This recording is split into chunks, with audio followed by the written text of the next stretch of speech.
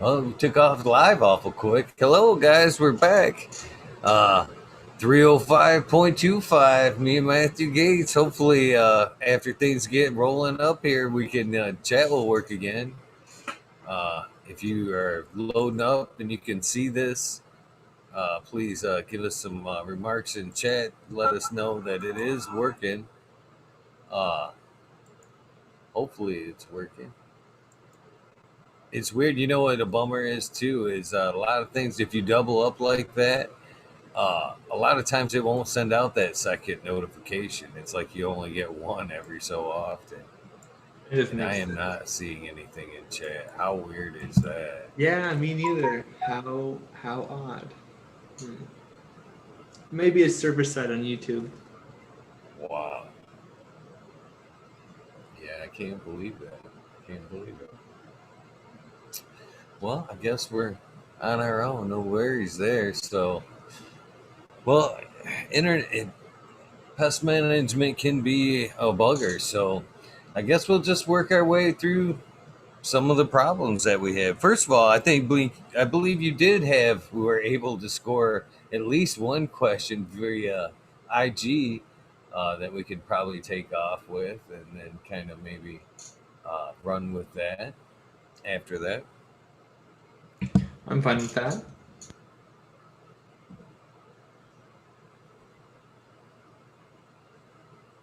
Everybody's still texting me, telling me chat's not working. Chat's not. I don't know what the heck could have happened between last night and today. Yeah, if anybody else watch other shows, is anybody else having a problem with their chat, or is it just me?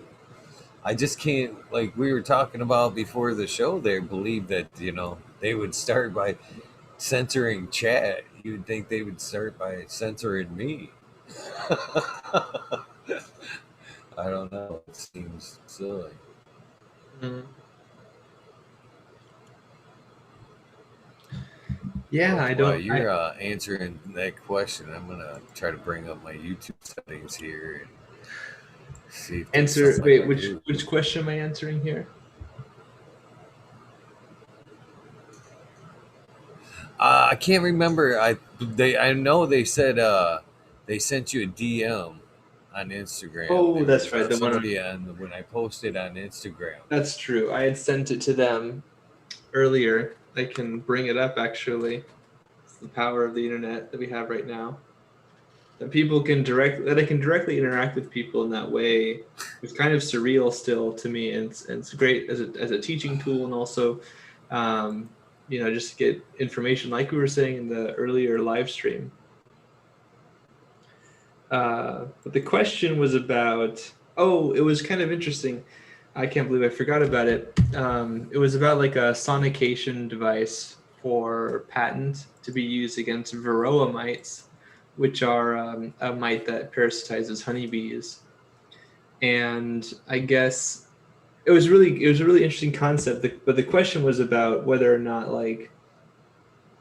um, like this would be possible to be used like in a cultivation agricultural setting for like you know spider mites, for example, or something like this. And I'm sort of skeptical about not necessarily the efficacy or the usefulness of like sonication as an integrated pest management technique. That would be kind of like a really neat and novel sort of physical control. And there are studies that show that sonication that like produces vibrations in a plant can like interfere with the ability for insects that communicate through like vibrations in that way. Like they might like make small vibrations that travel along the branch or something like this. That if they communicate that way to like find mates, then you can essentially make it impossible for them to do that, and that can disrupt them, and that can have a great effect. But there are other ways too that are being investigated anyways. And this patent showed, I guess, a use where like if they had the right frequency, um, I searched for like the actually like the mode of action essentially, and the patent doesn't really say with a lot of certainty. There's like a supposition that like I guess it causes some sort of physiological response that makes the varroa mites like be disrupted, and I guess they don't like want to be around the frequency, the sonic frequency. But I would want to know a little bit more, because what if I misapply it, or what if I use it in a way that's not ecologically conscientious? Um, we already know about things like sound pollution and light pollution, which is a huge problem in agriculture, but also just like in general, like human activity, interaction with nature. And so I think sonication could have some other like unforeseen consequences if it's not applied with a little bit of care. And part of that care is just understanding how it works and how it functions. And I look forward to seeing a lot more of that kind of research in the future, because it could be a really helpful tool that can be combined with something else really novel and interesting, so that we can move away from like, traditional systemic chemistries and just kind of the overuse of even just regular spray products in general. Because if you don't have to expose people to those substances, even if they're softer, I think that's a better thing in general.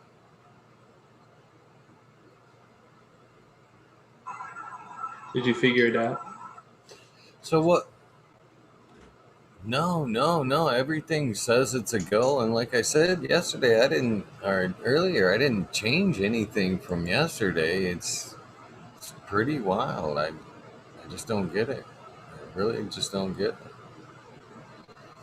Yeah, I don't know Uh, either. so, so what is some of the most what is the most common pest problem that you see? What is the most invasive, the common, most top of the list problem that you see?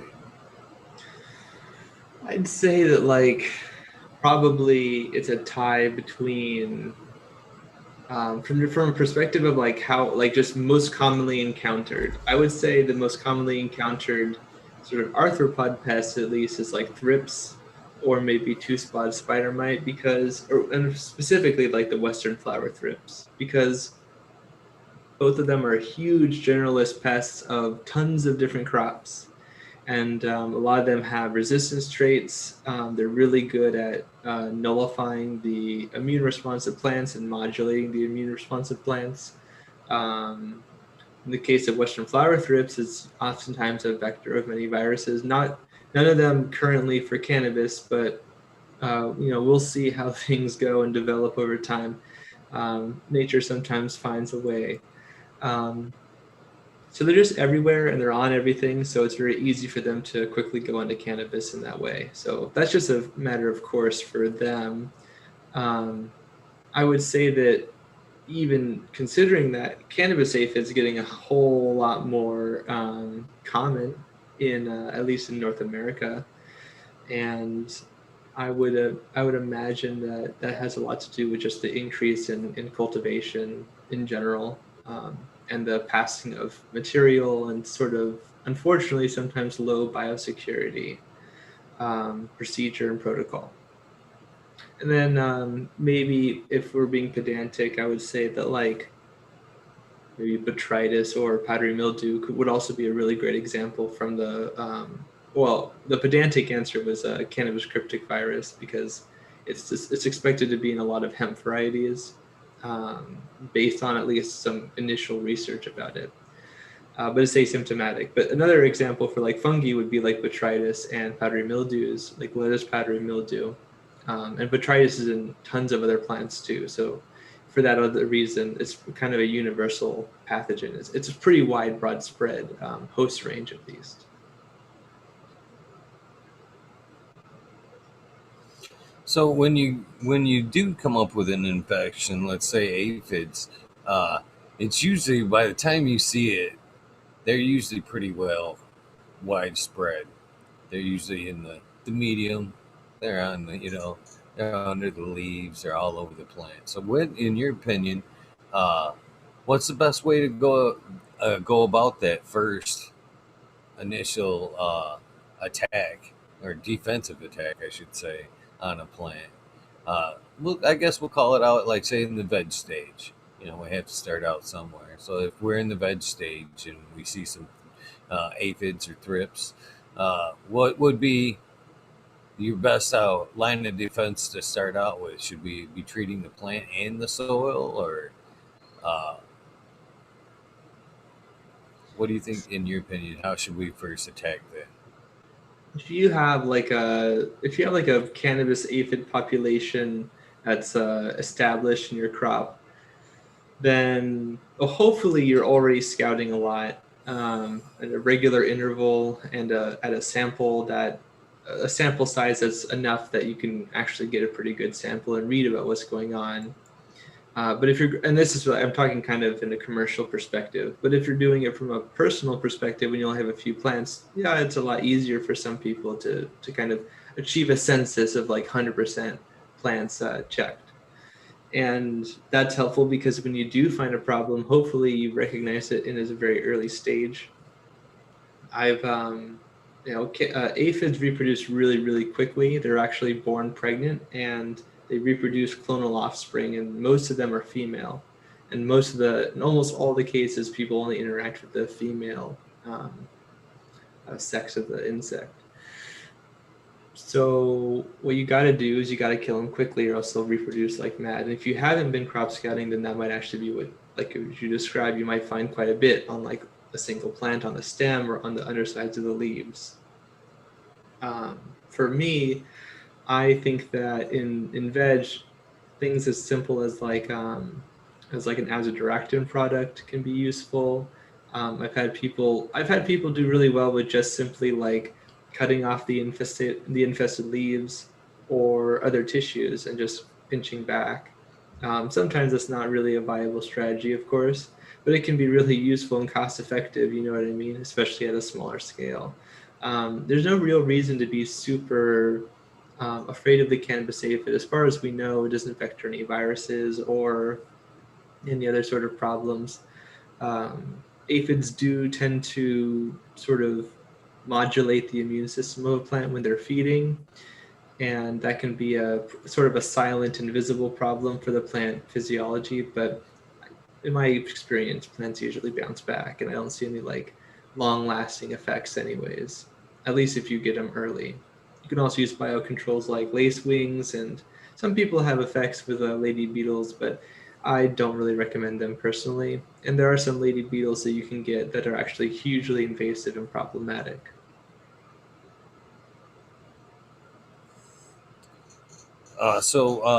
What about problems in flower?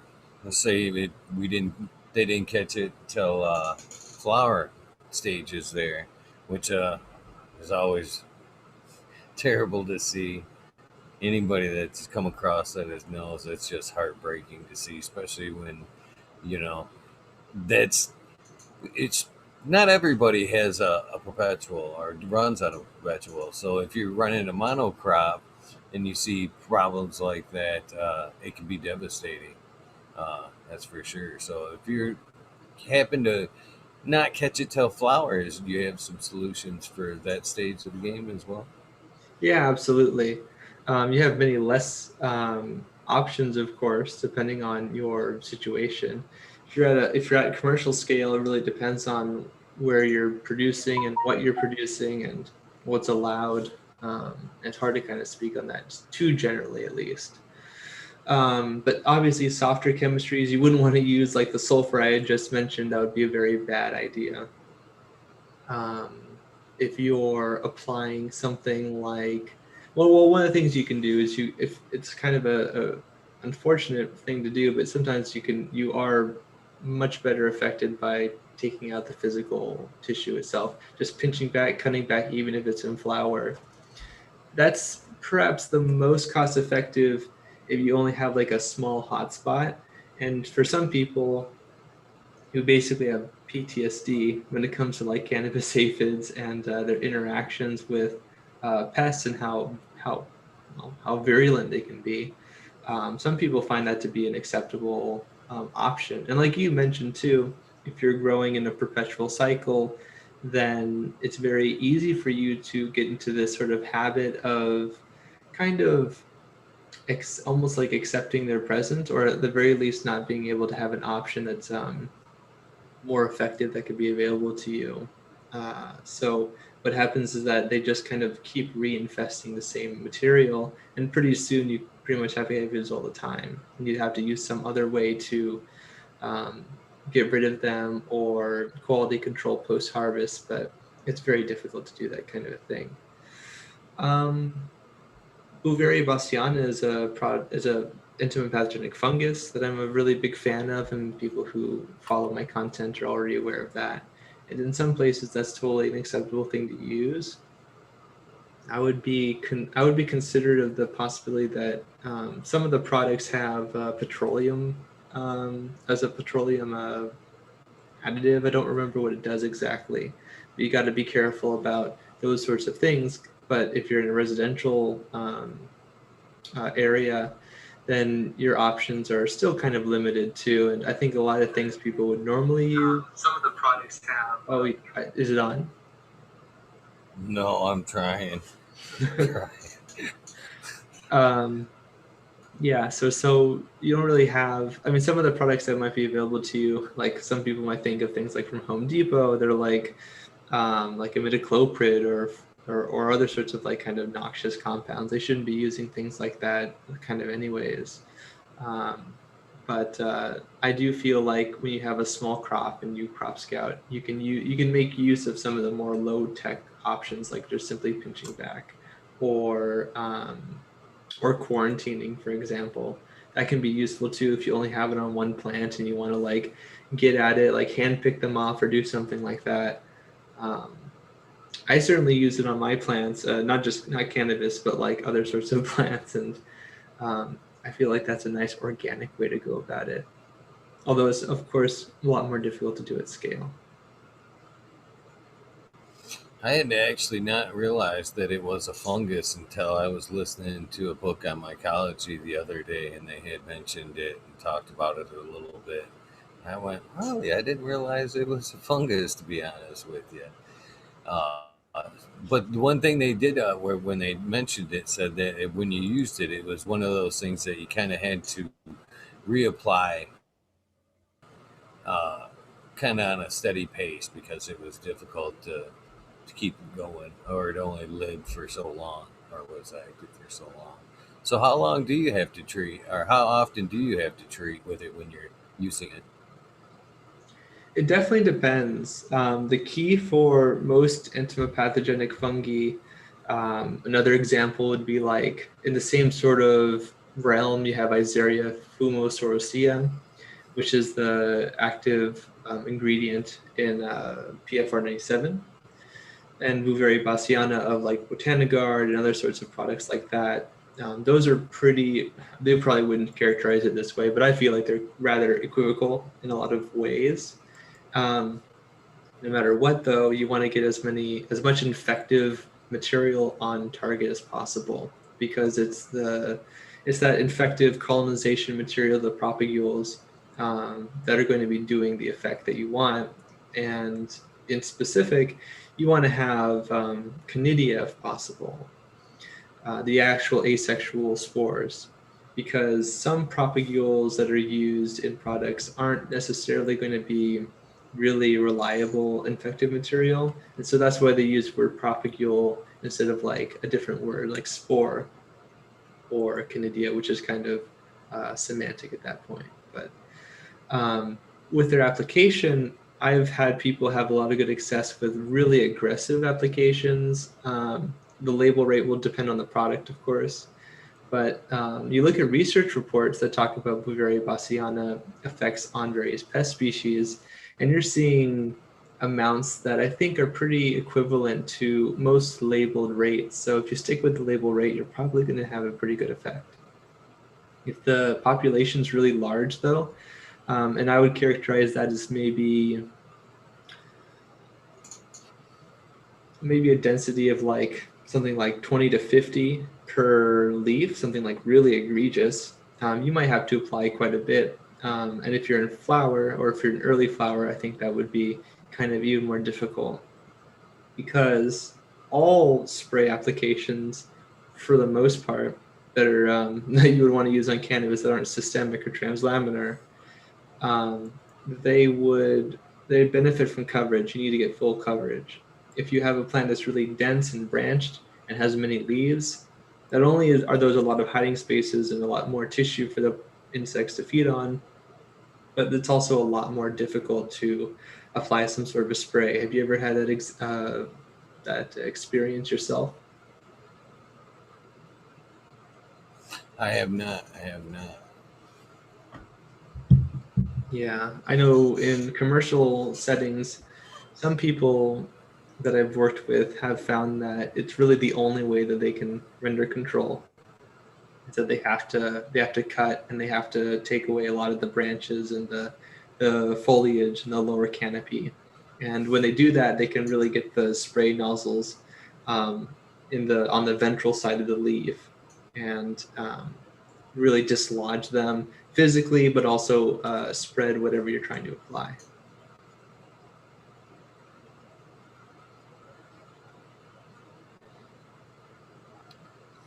It's lonely here without chat.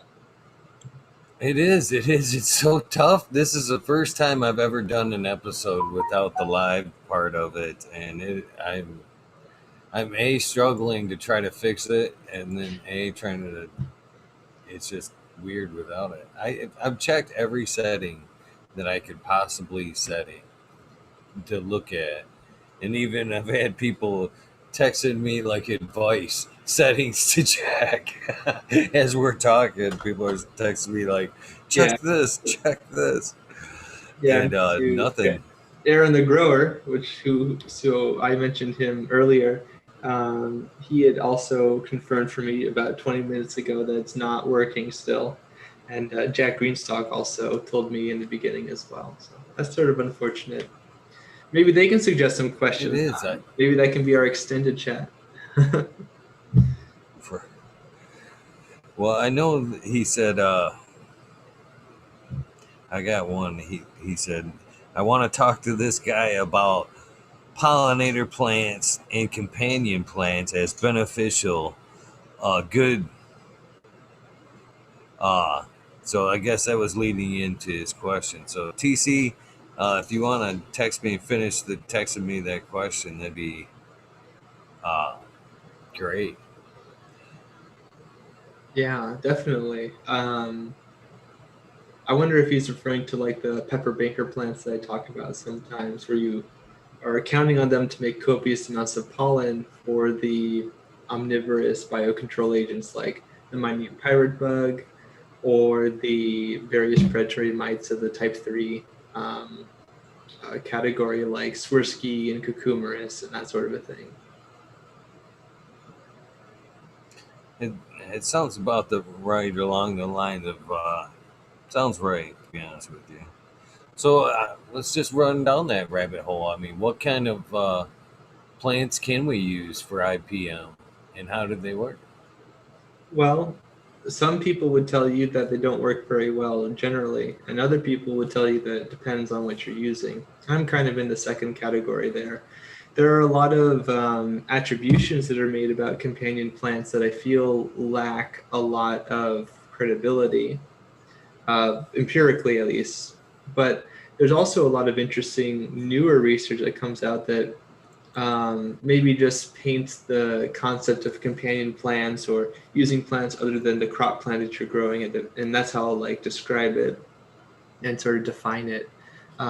Using it in sort of a nuanced way, like there are ways to make certain things work, and it's really just a question of is it cost beneficial for you in your specific cultivation context, which is kind of the answer to every single IPM question, if I'm being intellectually honest there.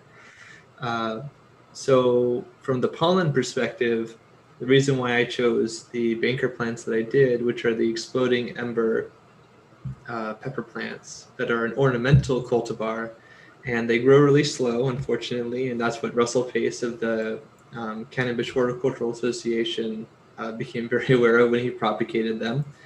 Um, but they produce flowers. They produce many more flowers because they're meant to be kind of a pretty ornamental, which is beneficial for us because you get two things. The first thing you get is you get pollen. You get many more flowers that produce pollen, and they last for a very long period of time. So the pollen reserves are being constantly refreshed. just like the nectaries would be in a plant that you're trying to use to attract nectarivores, which are a lot of parasitoid wasps, a lot of flies that are parasitoids as well. What's another good example? Well, I mean, a lot of butterflies and moths, which are pests, also will like nectaries too. But that's why it kind of works out for the wasps that parasitize the caterpillars, right? They get to feed on the nectar, which is high in sugar, and then they get to go and parasitize a caterpillar, and the cycle continues. So yeah, there are some pollens that are beneficial for predatory mites in particular. They allow them to be more resistant to ultraviolet radiation, which is very damaging to mites, and those mites in particular because they're so small. This is actually why two-spot spider mites are so well, it's why they like to hang around on the ventral side of the leaves, because they're also kind of damaged by the high UV intensity of the sun in places where they're not shielded anyways. And there's a lot of organisms that are like that, to be honest. So peach and tea pollen were the two pollens that I was just talking about. But there are other pollens that are actually straight up toxic to predatory mites. And I think silver pine is one example. Or was it silver pine, or was it, gosh, I have a video on my YouTube channel where I recorded this information. So if you check out my predatory mite playlist, the Phytocyidae, then you'll come across that video and that research report. I try to make all of my integrated pest management techniques at least somehow have an empirical basis, and at the very least have like multiple sources that are sort of peer-reviewed and also seem to be relevant, that aren't necessarily just from a laboratory or something like that. So with greenhouse trials or field trials, or maybe ecological theoretical research sometimes when it's really applicable. I just think it's really important to like kind of base what you're doing on something that's kind of outside of yourself, as like an external litmus test, you could say. But something in their bleeding edge. I'm definitely interested in using something like a banker plant, and that, especially if I were in the outdoor area, it would only make sense to utilize that space in natural efforts like that first and foremost before we bring in anything else. It just makes perfect sense. Is it as easy to incorporate them on the indoors as it is the outdoors, or is it just kind of a waste of time to try uh, to incorporate that method on the indoor? I feel like it's worth it. I know people who grow indoor, and they've used the very banker plants that I'm referring to, and it worked out very well for them for their predatory mites and their minute parrot bugs.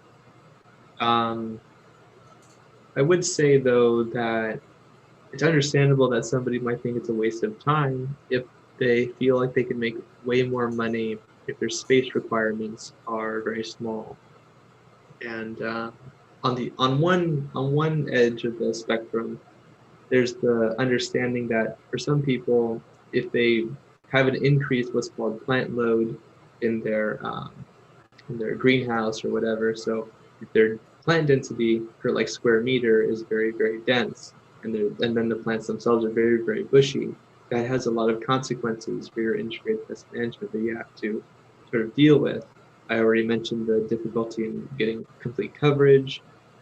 You also have literally that much more space and tissue for the plants to become infested in the first place, or infected or something like this. But if you're growing, but it might be useful for you to implement banker plants that have pollen, for example, especially if you don't have to sacrifice your plant load.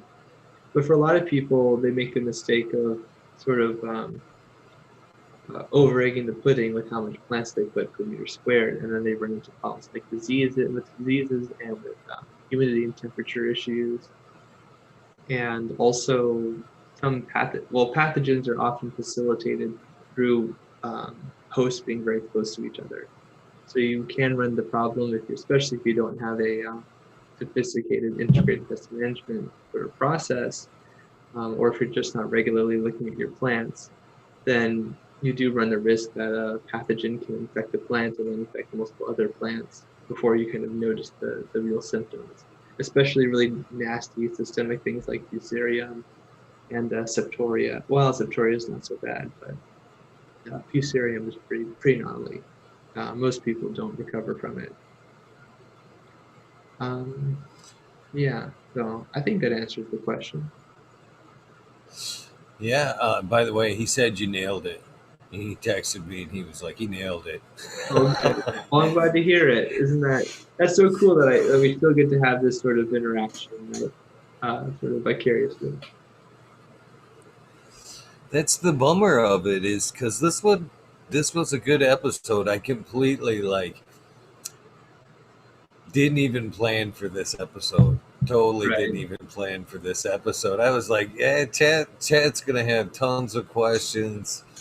Not even gonna have to put thought into this one. This one's gonna run itself. That's Right. seriously what I thought today. Right. Chad's got this. It's gonna run itself. Hey, Chad didn't show up tonight. do you have problems? Oh, you do? Well, great. Like, here's a guy to help you out with that. But that's too bad. You even took the initiative, Yeah. and now you're being punished for it. Yeah, that's kind of funny you bring that up. Yeah, make that post today on Instagram. Get your questions ready and bring them to the show tonight, because we're not going to be able to see them and we're not going to answer that shit. Well, I guess we could. I mean, are there any other questions on the post? No, right? Or are there? They went directly to you. I think you took the one question that was there. I think you're right. Let's see if I've got any. What is Johnny Candaseed would like to know? What do you think about SNS 209 and its all natural systemic pest control, and how would you apply it to plants? Is what I feel if I'm Johnny remembering Candaseed. if I'm remembering the product correctly, I feel like it's kind of expensive and not very cost effective. That's like my sort of initial perspective, but I want to make sure that I'm remembering the right product when I say that. But like I think that it's also equivocal to a lot of other sort of suffocant oils that are meant to be kind of like broadly effective because they kill the target in that manner. Because I think isn't that a soybean oil? I'm not for sure, to be honest with you. I've never used that product in particular. I rarely use. I definitely recognize the name, but I rarely utilize that product in particular. Which maybe is like also. I mean, I guess you did ask what my opinion about it is, and I don't have a big, strong opinion about it, one way or the other. You gotta love friends. You gotta love friends. Did they give you another question, or did they figure out the problem? Oh. No, they're saying for some reason when they try to fucking put something in that they're saying it's an error sending. Like when they try to type in a message, there's a sending error going on, which is really weird. But Mr. Smiley says, when using predator mites, are there any sprays that can be used and are safe for the predators? That's a good question. Definitely. So I already talked about two that would be really useful in most cases, and that's your Beauveria vaccina and your Azaria fumosoracea. A lot of biopesticides are pretty safe with other biocontrols, unless at least like the fungi are. Although you will run into some problems with some of the soft-bodied insects that are used for biocontrols, like I think Dicyphus would be one example. The minute pirate bug, Boreas, would be an example. If you use like assassin bugs, I think there are some insectaries that sell assassin bugs as well. Although I don't use them very often myself at all, actually. But I know people who do use them, and they feel like it's helpful for like caterpillars sometimes. But Hasn't been my experience personally. So all of those are like soft-bodied insects that would be potentially affected by like Bouveria bassiana at least. That being said, predatory mites like Swirsky and Cucumeris and Thalassus and Californicus and Persimilis, all those predatory mites, they generally aren't negatively affected by Bouveria bassiana, and they tend to be able to, and I have videos on my YouTube channel that cite this research, that they're actually able to like sort of, they can practice hygiene, they're able to clean themselves off. And I think with Persimilis in particular, if I remember the study correctly, the only real problem is that it caused them to have to slow down and clean themselves off after an application. So, I mean, that reduced their efficacy for a very short period of time, but I guess that could be, that's an inefficiency that you could eliminate by simply ordering the applications a little bit differently.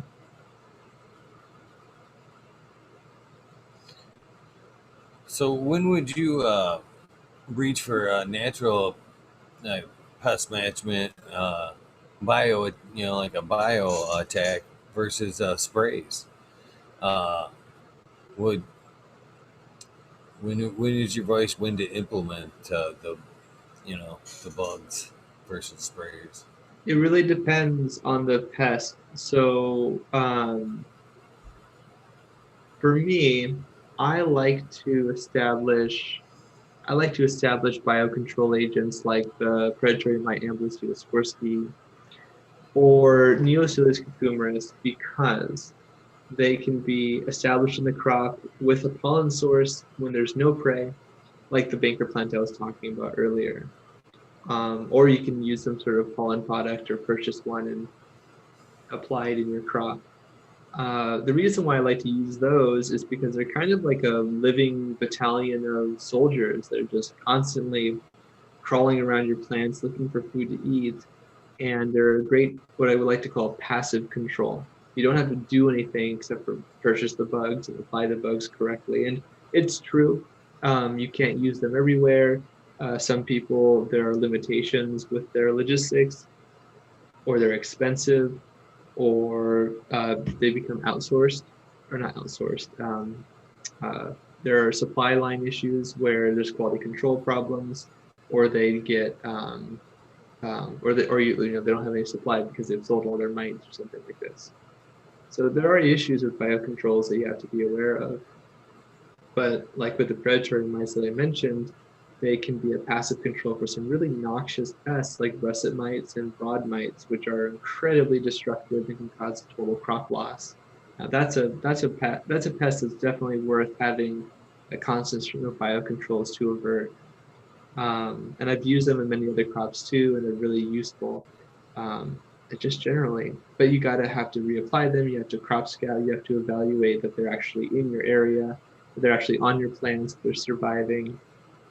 There are life stages you can become aware of, like their eggs, their nymphs, or rather their larvae in their adult form. And also being able to distinguish them from like mold mites, which are sometimes used as feeders and sachets, little baggies if you've seen them used in that way. And they can also, the mold mites can also be found ubiquitously in the environment. People will freak out about mold mites, think that they're a huge problem when they're usually not. Yeah.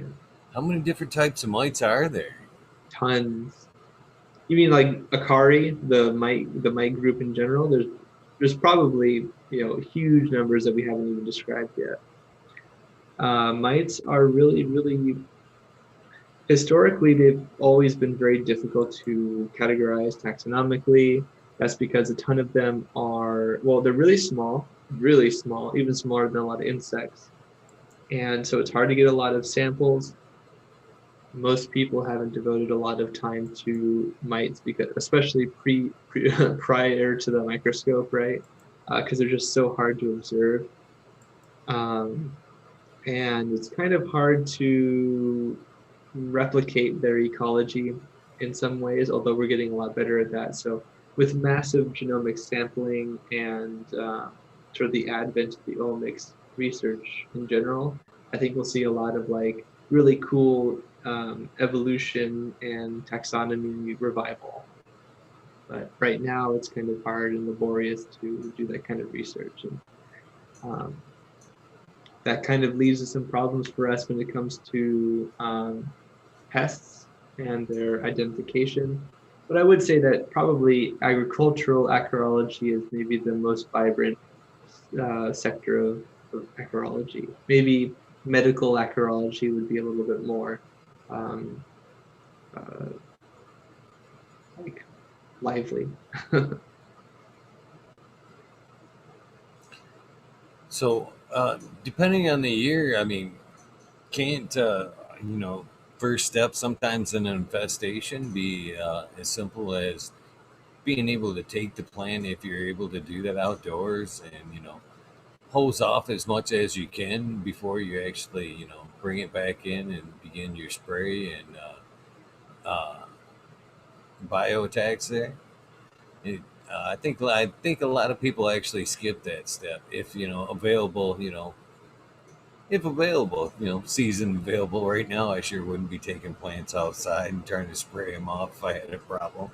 But if the time was right and it was summertime and I had some type of infestation, I think that would be one of my first go tos before I actually started spraying chemicals in the garden. I think I would, take them outside and try to spray as much stuff off with the natural water before I actually started, implementing sprays and stuff.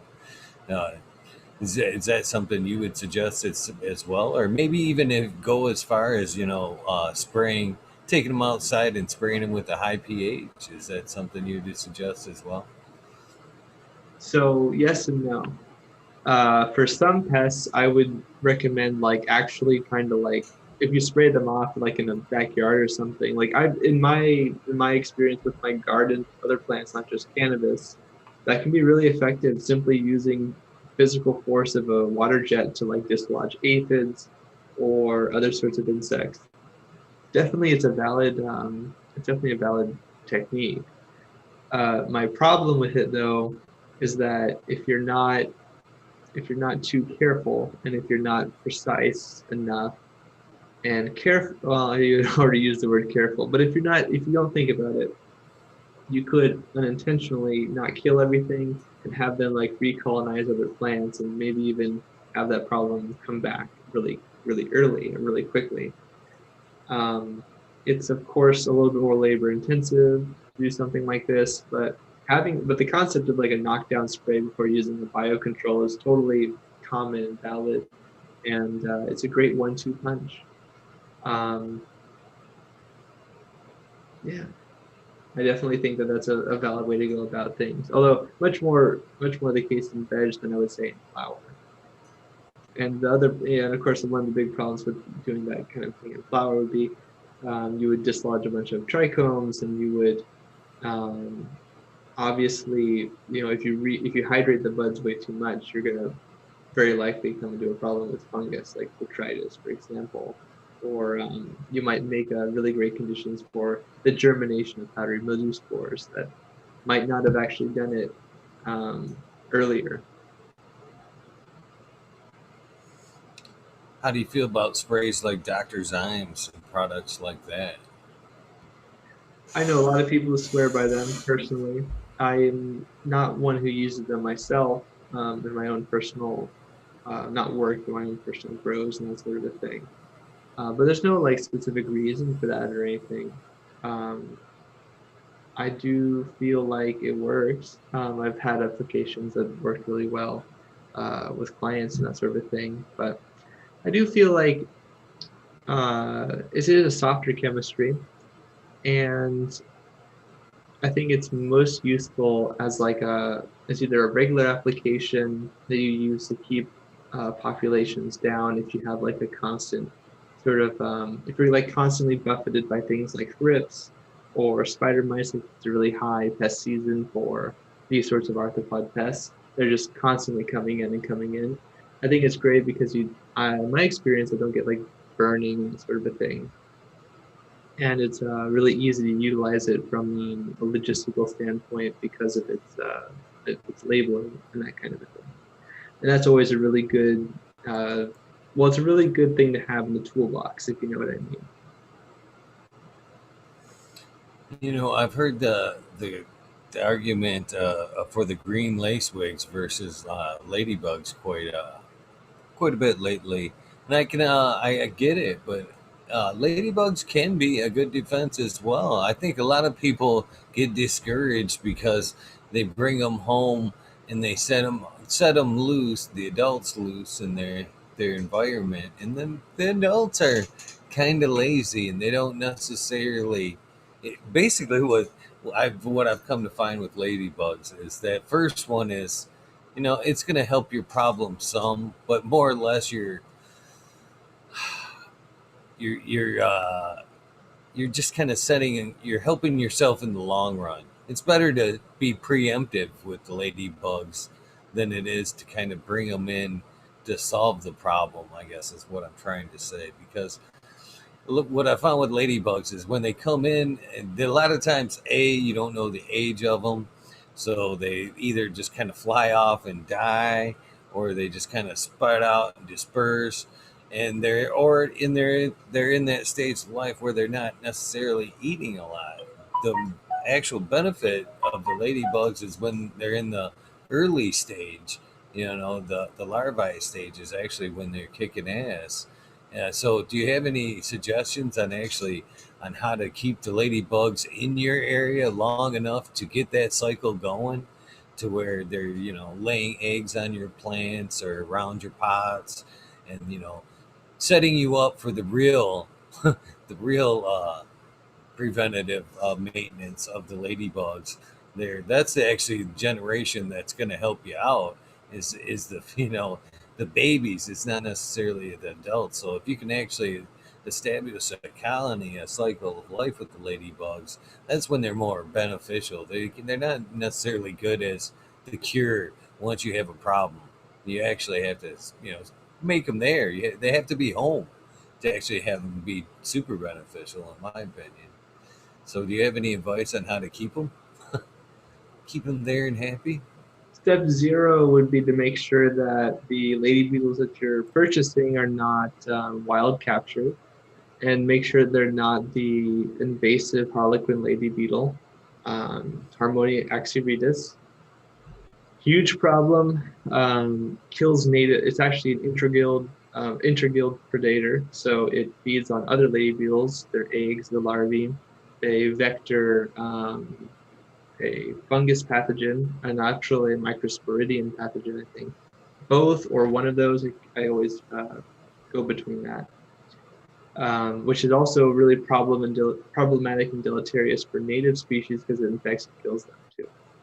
So as you can tell, I'm kind of passionate about that subject personally, but there are ways to use lady beetles responsibly, I would say.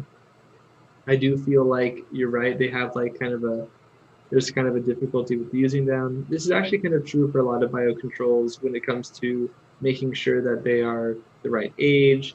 And also it's typically the case that the immature life stage is going to be much more voracious than the adult life stage, because it has to necessarily, it's trying to get to that adult stage to be able to reproduce. All of that being said, however,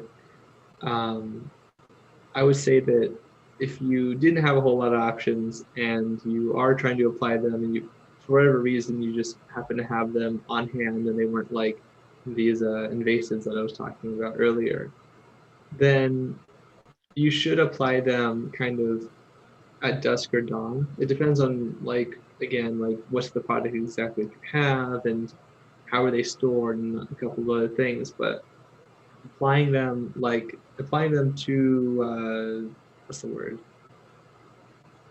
Well, if you apply them too carelessly, you have the problem you just described, where they fly around, they don't stay with you. If you apply them at dusk or at dawn, they kind of slowly sort of get ready, because if they're cold, they can't actually activate their flight muscles, and so that's how you kind of keep them together.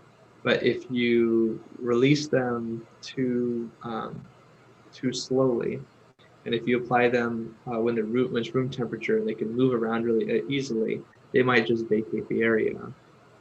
Another thing that you could do, I suppose, is you can trap them in some sort of like a mesh netting, which kind of would force them to be in the plant. So like if you had like a cannabis plant that's full of like cannabis aphid, I suppose, then you can just wrap a mesh screen around them and funnel the lady beetles into it and have them just cover the area, and you might get some control that way.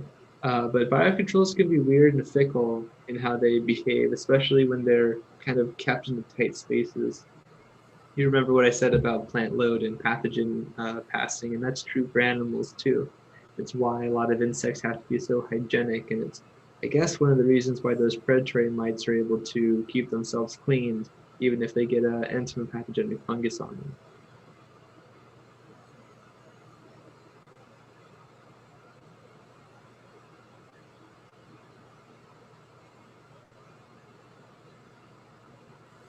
Nice, nice.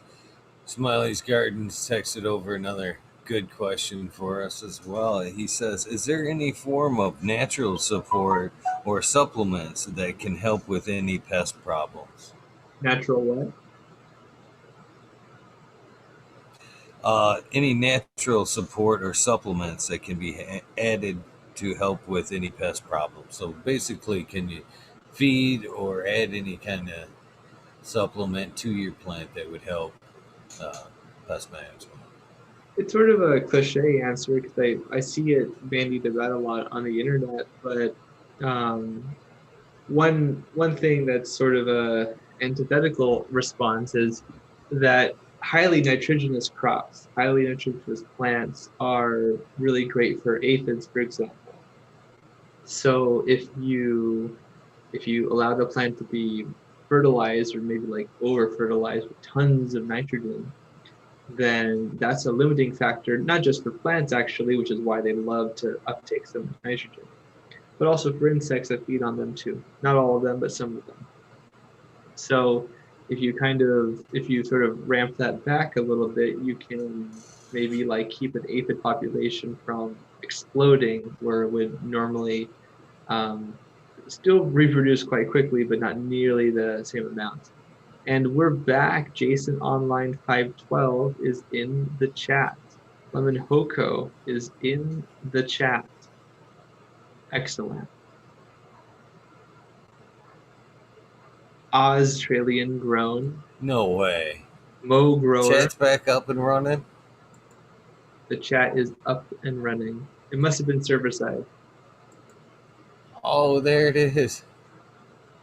Speaking of Oh cybersecurity, man, speaking of that's a security though, it's the same as biosecurity. Like, right here, sometimes things just don't work and you have to try and find the solutions, and sometimes it's just because external situations are what they are. You can do everything right and you can still fail. But this is great.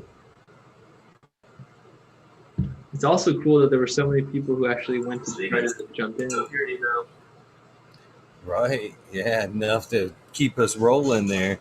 TC wanted to know if your favorite spider was a crab spider. Is what he wanted me to ask. Oh, that's a good question. It's not a crab spider. My favorites, well, I do have a favorite spider. I like the silver agriope um, spiders. They're like a garden spider that has a really cool silver metallic abdomen that's kind of neat. And growing up, I was eating sometimes in Southern California. Um, but if I had to really pick a winner, a real winner besides that bias, I would say probably the net casting spiders are my favorite, maybe. The ogre face spiders, they have these large, massive eyes, and they use netting. They weave the net and then they use it to like ambush their prey. They like stick it. They just stick them with the net and they fold them up. And they also grow. Get this, they grow night vision on their eyes with like a film, and it like is deteriorated by light. So every day it goes away, and every day their body like produces it again, and like that's super inefficient, but that's kind of cool. I wonder if we could do something like that. Not like with our own eyes, but like maybe like a sunglass film or something natural. I don't know. That would be pretty cool. Man, I've never been so happy to see Chad.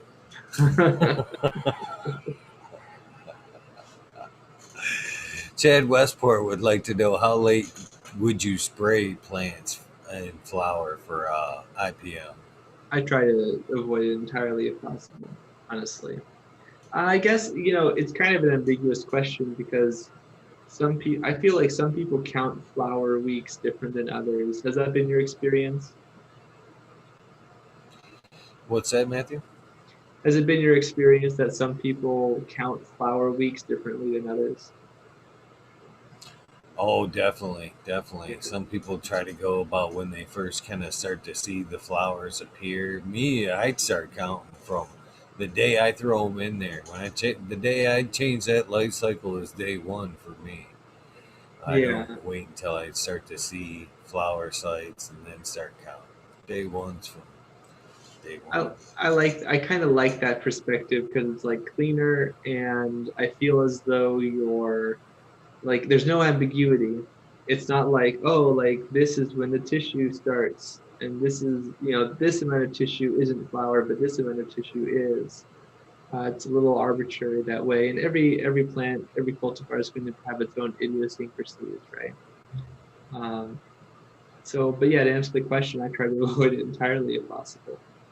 Yeah, honestly, which cuts out a lot of options. I understand, but I'm just, especially with personal grows, I'm just really reticent, and I feel like one of the benefits of a home grow is that you can make use of low tech solutions a lot more easily. But what is a small scale is different for different people, and what's manageable for various people depends. So I don't want to be non-inclusive with my response, but I do feel like that's kind of one of the benefits. And some of these pesticides, even natural or biopesticidal compounds, or even ones that are 25B sort of like unlabeled pesticides, you don't necessarily know like if there's a problem in the manufacturing that they don't put on the label because it's just some like weird event that happened. Or I don't want to fear monger here, um, but I guess I do feel sometimes like when you've seen like all of the other examples with like way more noxious compounds and pesticides, and of course a lot of those happened like decades ago, but I just feel like there's always that chance. And I'm definitely not like anti chemical completely because I think there are great chemicals and chemistries that can be utilized that aren't going to be toxic to us, that won't be taken up by the plants, and that sort of a thing. But um, yeah, it's definitely like your own cost benefit analysis has to come into play there. Let's see here. Sue had a question. Where'd it go? I believe it Caballo, was. who I can only imagine Go is ahead. pronounced Caballo Palido, um, asked the question, what kind of flying bugs are smaller than gnats and buzz around my pots? There are a bunch of different like fungus gnats or Sciuridae that you could be dealing with, and shore flies are one example of an insect that is a little bit kind of, I wouldn't say they're smaller than fungus gnats. In fact, they're a little bit, I would say they're kind of bulkier in some ways if you really were to compare the two. The gnats are rather dainty, but they might appear as smaller because they're kind of compact and the way that they like fly and have and rest their wings and everything might give them that look. I'm trying to think of what like would be a smaller like buzzing fly, but like gnats are pretty small.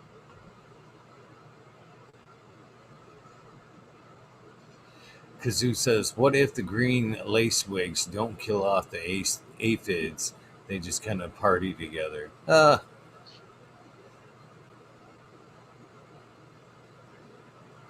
Is that a thing? Could they actually like just not attack the problem and just kind of take Yeah. off and fight with themselves? And So they could there are can so lace wings in particular are cannibalistic. So if you keep them in a container for too long together, they will eat each other. Absolutely. Um, they can get disrupted by various compounds that you apply. You can disrupt them with like a biopesticide potentially, because lacewings are one of those soft-bodied insects that you might want to be careful with certain biocontrols like Beauveria bassiana to some degree. I haven't had a lot of negative interactions myself, but I do feel like they kind of fit in that soft-bodied insect category. So I'd be careful. There might be some interplay there potentially. That's just my speculation though. But yeah, Paul Powers would like you to talk about thrips. what about them?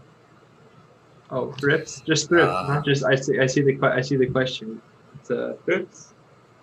So okay, I'll talk to you about thrips. Thrips are the order Thysanoptera. They are closely related to the Hemiptera, like aphids and leaf hoppers and tree hoppers, those kinds of things. They have a really neat mandible setup that's a sort of asymmetrical. Their left mandible is bigger than their right, and they kind of scrape leaves, and it gives them their characteristic stippling damage that you might associate with thrips if you've worked in a greenhouse for longer than a couple of weeks. Um, there are tons of thrips out there, over I think 6,000 at this point, or something close to that number. But like less than 1%, I think, are considered pestiferous. And of those, there's only like a few dozen that are, really agriculturally critical. The biggest one, of course, was one that I already mentioned, which is Western flower thrips. There's also greenhouse thrips that I've seen on cannabis as well. Uh, and I would expect that there are probably other sort of cryptic or maybe adaptive thrips populations that could also be on cannabis. I think I've heard of onion thrips maybe being on cannabis, but I think that I haven't seen anything in like empirical literature, and I'd be very careful to make those sorts of assessments without doing so, or consulting with somebody like an agricultural extension agent to really know whether or not it's the Western flower thrips or the onion thrips or chili thrips or something like that. Oh, I've also seen, I think, bean thrips on cannabis as well up in Humboldt. Speaking of which, in Humboldt, have you ever, do people here know Moon Made Farms? I don't typically like to be the kind of person to make tons of endorsements, but I worked with these people personally, and I really liked working with them a few years ago. So shout out to Moon Made Farms. I saw, while working with them, some really cool use of plant that I typically don't like called castor bean, which is an invasive, but it also produces tons of pollen. It has extra floral nectaries, and it's usually, I think the pollen might be kind of toxic, but I think the predatory mites actually quite liked it. So that was kind of an interesting thing to see them utilize. so I'm curious to know how fast can some of these things spread? I was reading one time and it blew me away that an aphid could travel a quarter mile Oh in yeah, a day, that's right. in a day. So I mean, and that's a little guy. That's a little tiny bug, a quarter mile.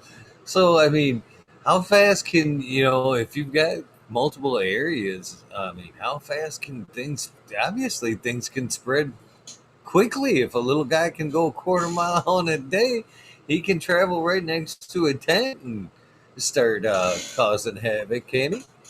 I mean, Absolutely. I've got something for you.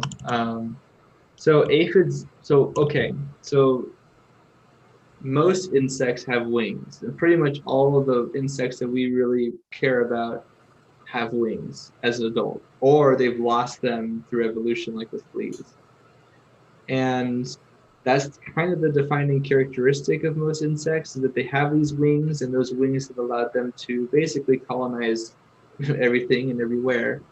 Um, so that's a really important part of their ability to adapt is being able to get to new locations or get between locations that they really need to get to, like host plants, for example, that might be interspersed, or search for prey, or to search for like carrion or whatever, something rotting.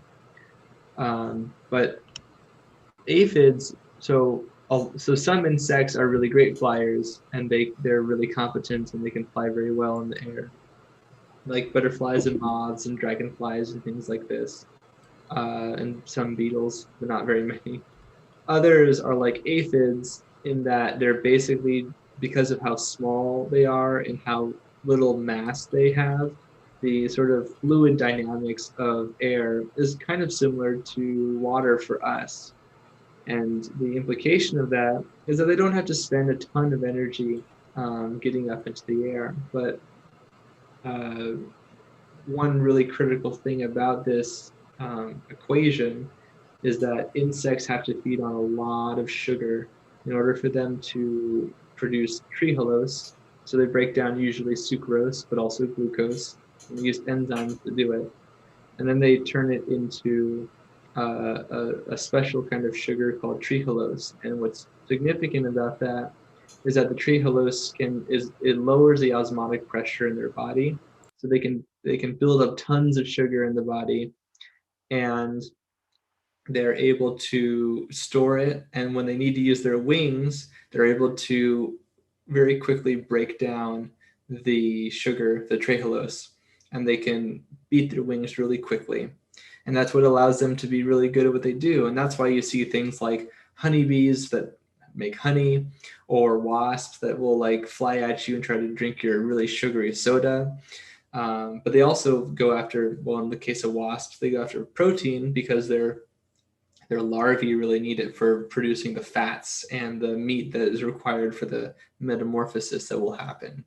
And for a lot of herbivorous insects, it's the same kind of thing. They need proteins from plants too, and they also need sugars as well. And some insects don't even feed when they're adults, and so they have to use all the sugar that they produced. But I've gone on a diatribe. Aphids eat nothing but sugar from phloem sap, so they're really, really adapted to that. But I wanted to show you something. I think I can screen share, right?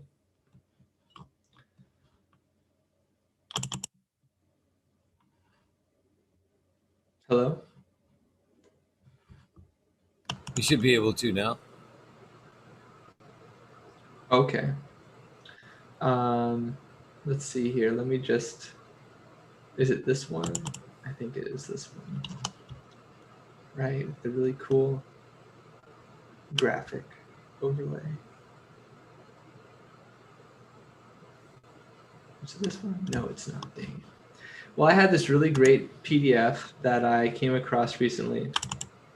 Maybe it's this one. No, it's not. And essentially, it shows how these the budworm moths that we have to deal with in cannabis, basically they are able to cross. They're able to cross like almost like, I think something like egregious, like 500 kilometers or 100 kilometers in like a day or in like a week or something, or a few days, because what they do is they are able to rise up into the atmosphere, and then they get onto the tailwinds up in the upper draft, and they're able to just coast for long periods of time in the air. And a lot of insects actually do this. They kind of ride the wind currents, like something might ride the ocean currents, those sort of jet streams that exist in waterways and that kind of a thing. But I had there's a really great map, and maybe I've lost it or it's somewhere else, or anyways, I can go on to another question. Lemon Hoko would like to know your thoughts on assassin bugs as part of a general part of IPM. I feel like there are much more effective biocontrol agents that cover most of the same sort of demographics. The thing about assassin bugs in general, and other sorts of like large biocontrol agents, like a lot of people like mantises, for example. The problem with them is that the vast majority of agricultural pests that you really have to deal with are much too small for them to really consider to be a big threat or to be considered a big food source for them. I have seen praying mantises feed as nymphs on something as small as a predatory mite. And I've even posted on my Instagram if you want to go through all of my posts. It's been a very, very long time since I did, maybe like 2 or 3 years, but it's there. And it's kind of a cool thing, but like that phenomenon quickly fades as the nymphs get bigger and bigger, and it's just not a food source that they're going to make use of. The assassin bug is sort of in a similar situation. I could see it being effective for maybe like caterpillars and things like that, and maybe stink bug eggs and stink bugs and other sorts of things that are kind of larger. But those macro pests, I think, are kind of innocuous compared to like two-spotted spider mite or rice root aphid or hemp russet mite for that matter, which are incredibly small in comparison. I've got a personal question inspired by Mr. Robert, Mr. Greenfingers Thomas, and he's talking about the Brix level. Uh, what are your thoughts on maintaining a higher Brix level as part of you know pest management? There, just keeping an overly healthy plant. And if so, if you do believe in like keeping your Brix high for pest management, what are some good ways to check and keep your Brix level up? So I disagree strongly with the idea that if your Brix level is high, then you cannot have pest problems. There's a lot of reasons why it doesn't make sense ecologically, and I already articulated that point already. The reason why herbivorous insects feed on plants is because plants are the most ready source of carbohydrates on Earth. And they've had this evolutionary adaptation to get sugars and other nutrients from plants, and they've been doing this for longer than mammals have even existed, about twice the time, like 200 plus million years ago at least, 400 probably around there. Um, like I mentioned earlier, a lot of insects pretty much exclusively feed on sugars, especially in the adult life stage, because they need it to power their wings. Um, it's sort of an odds, it's sort of at odds with pretty much all observations about herbivorous insects. Um, I've heard people make comments about how like insects lack the enzymes to break down sugars. That's entirely false. And I have empirical research that talks about that. I've talked about it on the Future Cannabis Project. I had a really great video narrative with Leighton and Peter Cerveri, and I forget the other person who was there with us.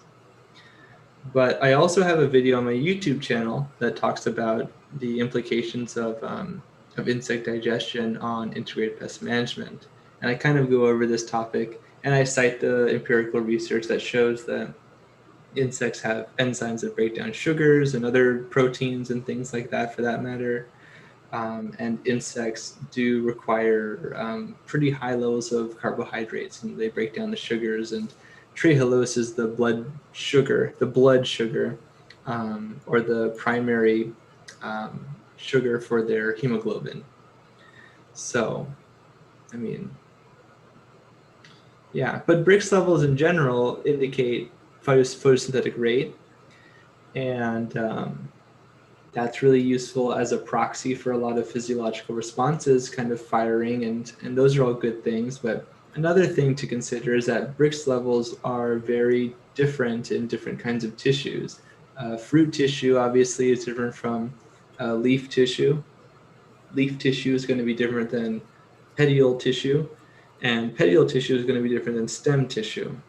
And that's another consideration to make as well. When people say Brix level, well, yeah, but where? What Brix level are you talking about, and what tissues are you referring to? And when you kind of make that, when you have that acknowledgement, and it's kind of an odd statement to make, because aphids, for example, can feed on the stems, the petioles, and the leaves, depending on the species. And tons of insects make use of behavioral adaptations and physiological adaptations that sort of bypass or avoid entirely, or just simply detoxify, like secondary metabolites that are toxic, or they somehow avert like structural weaknesses, or strength, I should say, by seeking out those weaknesses, like through stomata, or through having like a hypodermic needle for a mouth part. Yeah, so I don't feel like that's very useful. And in that video that I was talking about earlier, I even cite a resource that looked into this exact assertion that people were making back in like the early to mid 90s. Agricultural consultants were making the point that if your Brix level is higher than I think 12, then the plants, these were particularly vineyards or grapes, they would be totally resistant to leafhoppers. And then they literally studied this in organic and non-organic vineyards. And in fact, it was kind of the reverse. There was actually a reverse correlation where leafhopper nymphs in particular, I think, were greater on higher Brix plants. And there was only a few instances where higher Brix correlated with lower leafhopper nymphs. Usually it was anti-correlated, or there was no correlation. That's just one study, of course, but it kind of flies in the face of the sort of example brought up. And they even track the Brix levels all throughout the grow. So that's kind of my opinion. It's not really an opinion, it's empirical fact. Yeah, Mike B's got a question for you in chat, and there's no way I'm touching those. Wait, what? Mike B has some a question in chat right above Lemon Hoko right there. He wants to know about Sternmata. Steinernema carpocapsi and Steinernema felschii. So these are nematodes. The latter one, Steinernema felschii, is the one that I use the most. It is oftentimes really useful for fungus gnats. Their larvae can be infested really easily, and I think they're a really great solution to fungus gnats in particular.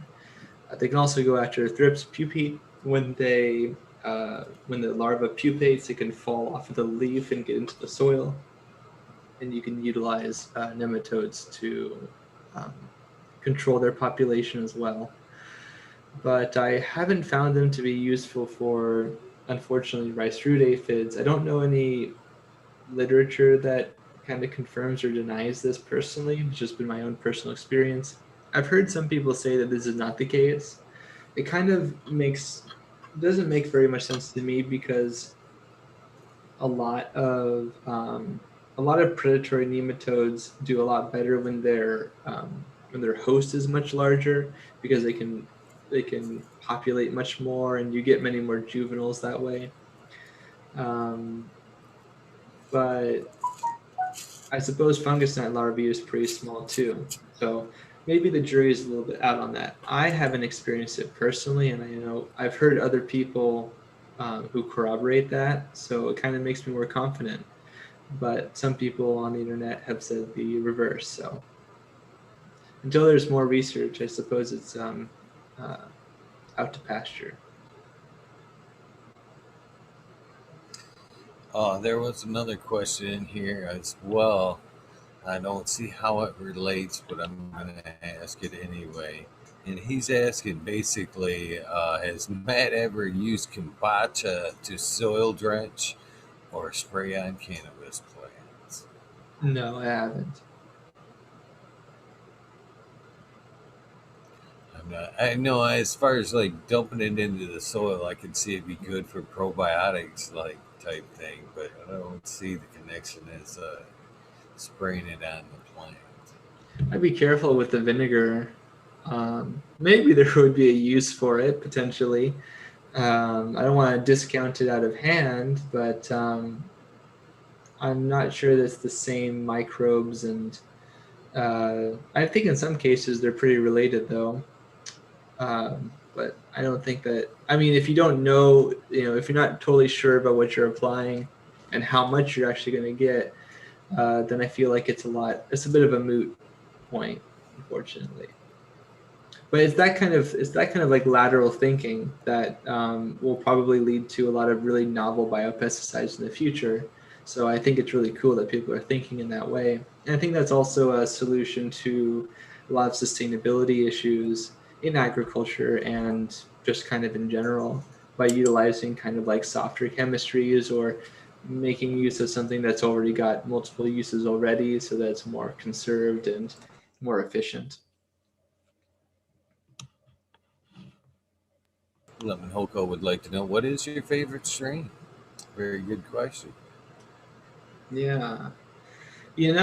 At this point, think I think it would have to be Brandon Rust's um, Death Breath, or maybe his Limarilla.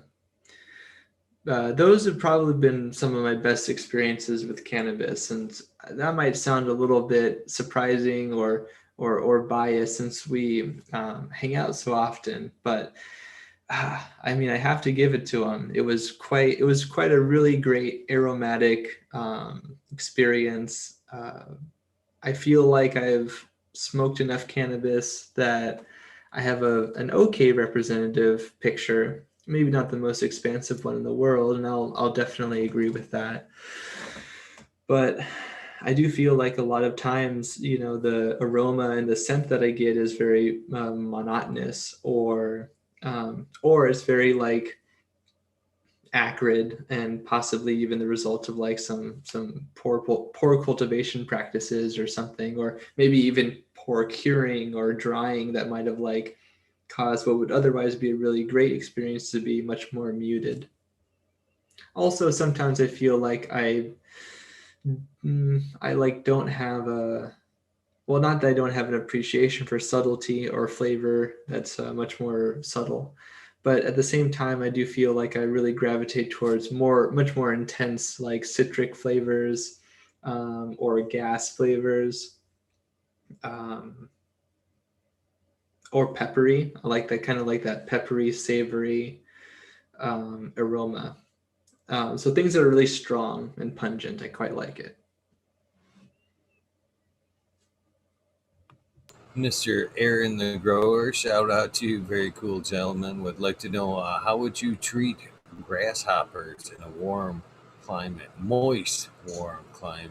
Are, I've never really went outdoors, but are grasshoppers uh, a problem for cannabis? I didn't really even realize grasshoppers would be a problem for cannabis, but I bet obviously they're so. I bet they're a huge problem in places that get locust swarms. North America used to get a locust swarm, kind of like what we see in like Africa and Eurasia sometimes, I think, right? Yeah. But we actually exterminated the population, I think, in the early 1900s. So we don't have that problem as much as we do. We still get locust swarms, but not nearly the same kind that we do before. Um, Fun fact, the Botanigard product I was talking about makes use of the Beauveria bassiana isolate called GHA. GHA stands for grasshopper active. So if I were you, I'd use that isolate personally.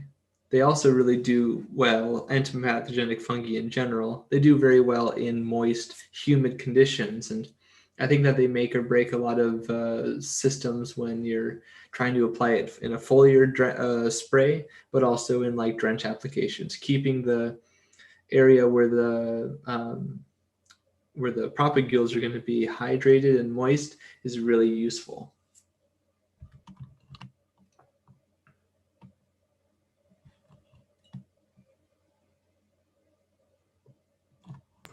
Ace Boogie 3223 would like to know, has Matt ever used labs to deal with WPM? I assume that means white powdery mildew. And I would guess. And no, not personally. Um, I've used Bacillus. I've used Bacillus products before, and they were effective, but not lactobacillus myself. Or maybe I've used. I mean, not. I worked with people who've used it, but that was before working with me. So I'm not going to take credit for that. And it does work in some people's cultivation, but I feel like the Bacillus products I use work better in my experience. Um, and I also feel like one of the disadvantages of biopesticides like that is that you often do have to apply them very often and rapidly. And if you, and for a lot of people, that can be a lot to ask, I feel like, especially when you want to get a lot of coverage, and especially if you might not be able to pinch back the growth, or if for whatever reason you don't want to do that because you want to sort of bulk up with biomass or something like that. But it depends on your cultivation context. What made you want to venture down the road of insects there? Uh, what initially struck your fascination with bugs and made you want to head down that road? Uh, as study, I don't field of know. study. I don't know exactly why. I've always found them fascinating, even as a child. I think that it's probably a similar kind of fascination that a lot of children are stereotyped with, like well, liking bugs. I think is one of those stereotypes. The other one is like dinosaurs growing up, or fossils, or um, things like that. Marine biology, maybe. So for me, I think the fact that they're so alien as animals is kind of amazing. I became really fascinated with them probably because of their like just interesting morphology. But as I grew up, that sort of fascination got facilitated by, and I've said this before on other channels, and maybe even the last time we even spoke, but Pokemon, I like to credit for really taking that initial fascination and kind of allowing me to explore it in a fictional world. I think that was really beneficial for me in the same way that like training could be like in a virtual training session or something like that, where you think about things in concepts of like ecology, and they've got all these little creatures you get to find, and they'll have like admittedly kind of poorly described and totally made up fictional ecologies, but um, also insects were one of the really common ones, and bug type Pokemon were pretty um, uh, they were one of the first things you encountered too. So that was kind of helpful for that sort of a thing. So Satoshi Tajiri is also credited. He actually was somebody who, like me, loved to go exploring and loved to go finding bugs in caves and forests. And that's actually where he got the idea for Pokemon in the first place. So I have to say that I feel like it's sort of a mirror kind of like situation where we both like the same kind of thing. And he ended up directing Pokemon, and I ended up consuming the product as a child. And so that's kind of a cool thing too. Um, Japan and China in general also kind of have I would say, like an appreciation for the entomological world culturally, that you sometimes also see in like the West, but in a different sort of fashion. And I think I really appreciated those depictions in like lore and artwork and that kind of a thing. Um, yeah, yeah. I was just kind of a naturalist. I'm an Eagle Scout, so as a Boy Scout, I would go hiking in various places in California and across North America, and sort of that outdoors environment I'm quite taken with, and I enjoy sometimes making trips up to hang out with my buddies up in the high deserts of Inyo County, where I can interact with some kind of cool insects. There are quite a bit of them sort of flying about, especially at nighttime. They're always attracted to lights and things, and that's always a cool experience. I could see it. Actually, I could see it both ways. Some people just kind of get in the heebie-jeebies from dealing with insects and small bugs. But then the more I think about it, and the more I listen to you speak, there, honestly see the fascination in some aspects that is like they are foreign or alien, as you kind of said there. That in the aspect that as you study the each one, you're basically bringing it into its own world. You know what I mean? Each insect is basic. It's a sub world where they give no shits really about what we're doing. They're doing their own thing. They all have their own life processes, and I could see the fascination with wanting to study them one by one and seeing how they live in their own little bubble, their own little world without us. So, you know, and that's you if you look at them all like that as their own little world or their own little books, man. That's a lot of knowledge. That's a lot of entertainment, if anything. I mean, it's you're learning as you go, but moreover, it's entertainment. I could see once you've kind of developed that fascination for it, as seeing how they work together, how they eat, all and again with each species, it being so incredibly different. I could see a fascination building there easily. To be honest with you. I've never even really thought about that till now, but yeah, I could see each little insect being its own little world to dive into, basically. I definitely feel like the high variability in their morphology, all the various ecological niches that they occupy, and compete with, and have influenced, especially with plants.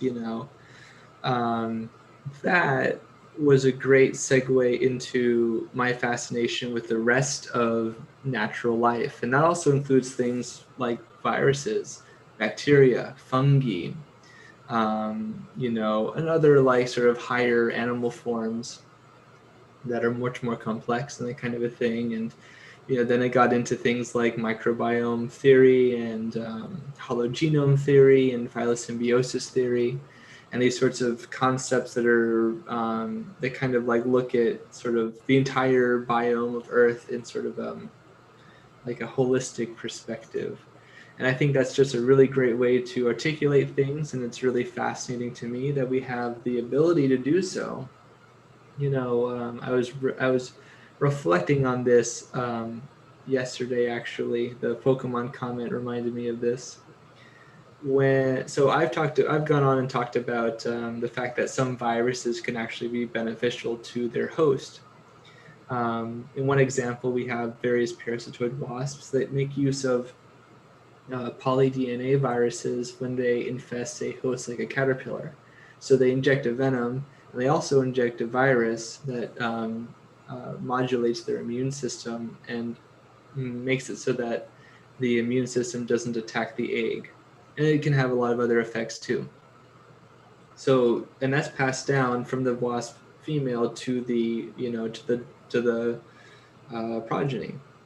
And it's crazy to me to think that the first time I actually became aware of the concept of a beneficial virus was not one of those parasitoid wasps or a evolutionary biology textbook. Um, it was in Pokemon Generation 2, and it was with this little software program, this little line of code called Pokerus, which was a Pokemon virus. And I remember very clearly as a early teen at this point, I think, becoming aware of this kind of like neat feature that wasn't really talked about, but it was just kind of a little, in my opinion, kind of Easter egg that was added to a very particular patch of grass in a particular area of the game. And if you played with your Pokemon there, if you battled other things that had this virus, then your Pokemon would catch it. And they'd have it for a period of time, and it would actually be beneficial because you would gain more experience points when you battled with them. So it was kind of like a mutualistic virus that kind of passed through your system, if you want to look at it that way. And that's kind of cool, right? That's kind of cool that like some Japanese game that was made like in a foreign country to me, that had all these ecological perspectives, like that's a real thing. Like it always was, but like that person called it. They're not the first person. Like, of course, virologists have looked at this concept from before the 90s. But I just think it's really fascinating and kind of endearing. It's kind of endearing that people were exposed to this sort of fictional world for other people. There's different kinds of fictional worlds, but it allows them to like explore these kind of cool concepts. Another one is for those people who I'm sure in the chat have played the game. Um, there's this other one called Parasect, which is basically like a cicada, kind of stylized cicada insect Pokemon. And when it evolves or when it changes its life stage, it actually grows it has mushrooms on its back. And it's the same mushrooms that affect cicadas that I'm now looking at research about, and about entomopathogenic fungi like Beauveria bassiana and cordyceps mushrooms that take control of insects and other arthropods and can like affect their body movements and other sorts of things like that. And it just kind of dawns on me that like these are kind of heady, high level ecological things that are being introduced to me in a game as a kid. And so for me, it's sort of blasé. The concept's already been introduced to me, but I didn't have to like go to college or even attend high school for me to be introduced to the concept. So I just kind of like that kind of stuff. That was a bit of a rambly answer, but hopefully it was enlightening. Sure was. It sure was. Mr. Haliman Hoko would like to know if you've ever thought about going into the selling of predators as a business, and if not, then why not? No, probably not, because I value my independence a lot as a consultant, as an agricultural consultant. I don't like to toe the line. I've interacted with a lot of biocontrol agents, and their insectaries, and I've been disappointed with the interaction sometimes where I feel like people who are taught as salespeople about products, but not necessarily are always aware of like the literature on the subject of pests and their biocontrol interactions. Um, I think that can be really problematic. And then sometimes they are aware of certain situations or problems or um, other sorts of issues, but they have to kind of not address them for their job's sake, for their employment. So that's one reason I'm kind of reticent to do that, even though I genuinely like most biocontrol companies and I do feel like they're very valuable and I respect a lot of them, especially the really big names. That being said, if it was me personally trying to create a business like myself and kind of sort of found it, it's so much money. It's so expensive to have the technical personnel, to have the equipment, to patent your techniques. A lot of times, it's really important for you to have like a really sophisticated setup that allows you to keep things segregated and keep your cultures of mites fed properly, and also make sure that they're so like their genetic culture is of course like good, that you're keeping them not sick or keep them healthy, and also making sure that their behaviors are also kind of exercised. If you feed predators and parasitoid organisms, if you have them interact with the prey or with the alternative host prey or with an alternative food source in general, then over time you kind of adapt the population to seek those things out, which might not match the context that you're trying to apply them to in practice, like in a greenhouse, for example. So yeah, there's a lot of complexity to it, and I don't underestimate it.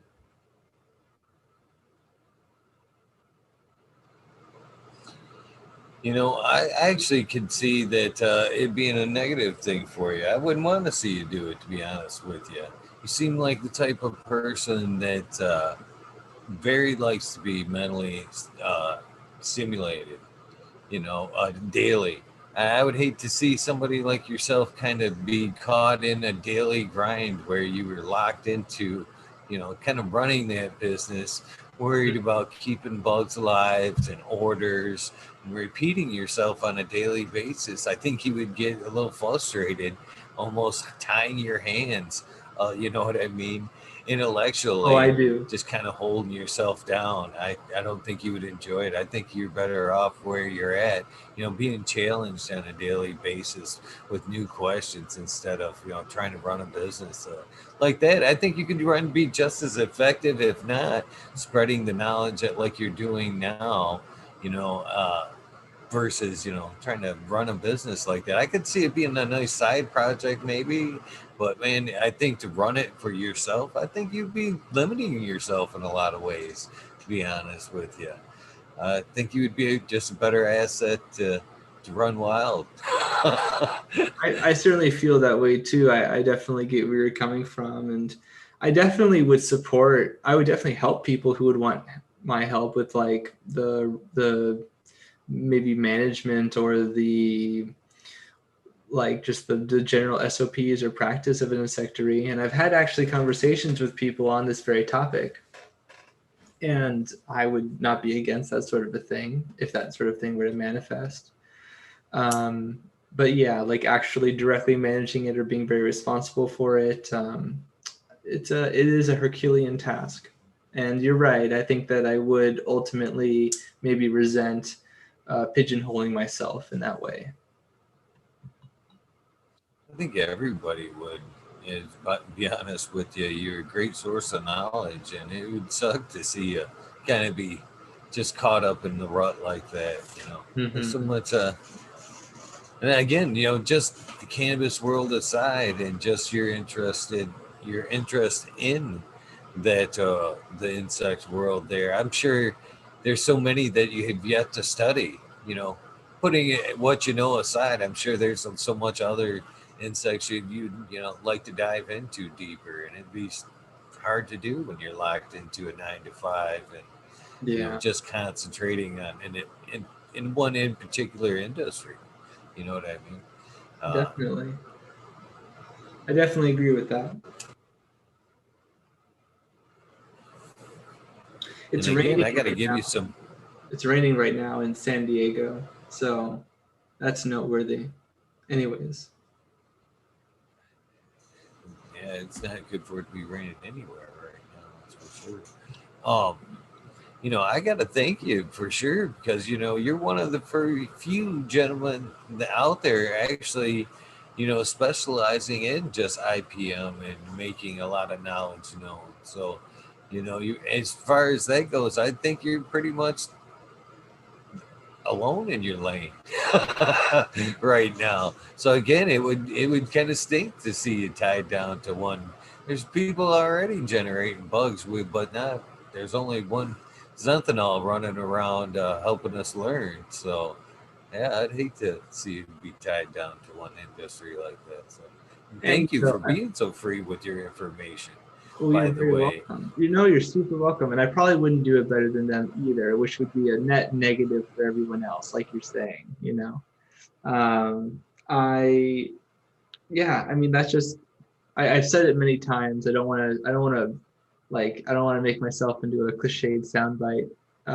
But I feel like it's really imperative that, especially maybe it's because of my generation and my interaction with the internet being so like innate kind of, if your business plan is not better than a Google search, you have a bad business plan.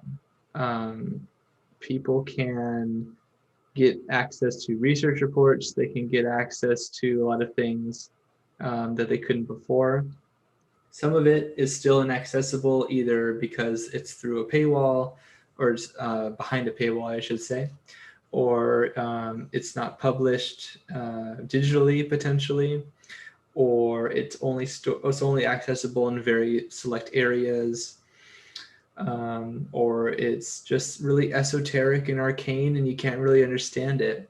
And unfortunately, a lot of that information that's been coming out in the last 5 to 10 to 15 years is actually really comprehensive and sophisticated and can be very nuanced and really useful. And it's really important for me that the cannabis industry in specific, but also agriculture in general, gets access to this information. And I think that a lot more people my age and future generations would be more interested in agricultural pursuits, and just sort of maybe be benefited personally from concepts that allow them to take a hold of their own ability to produce food, or maybe their values are different because they want to have land, or they want to in some way steward land, and protect it and kind of safeguard it and allow it to be much more productive, or at the very least allow it to be in use by the native ecology, which is just as important or more important for surviving, or for well, for keeping the earth kind of as we know it currently. The earth is always changing, ecology is always changing. We're part of the ecology too. But if you don't want to see certain species get destroyed, or us to totally terraform the earth, then we have to make some sort of uh, you know, what's the word I'm looking for? Compromise. Yeah. Light Up Again Tim would like to know, and this is why I love chat, because they think of questions that angles you'd never really think of. Light Up Again Tim would like to know, which insect do you think is most important to the earth? Oh, That's a good one, isn't it? I suppose that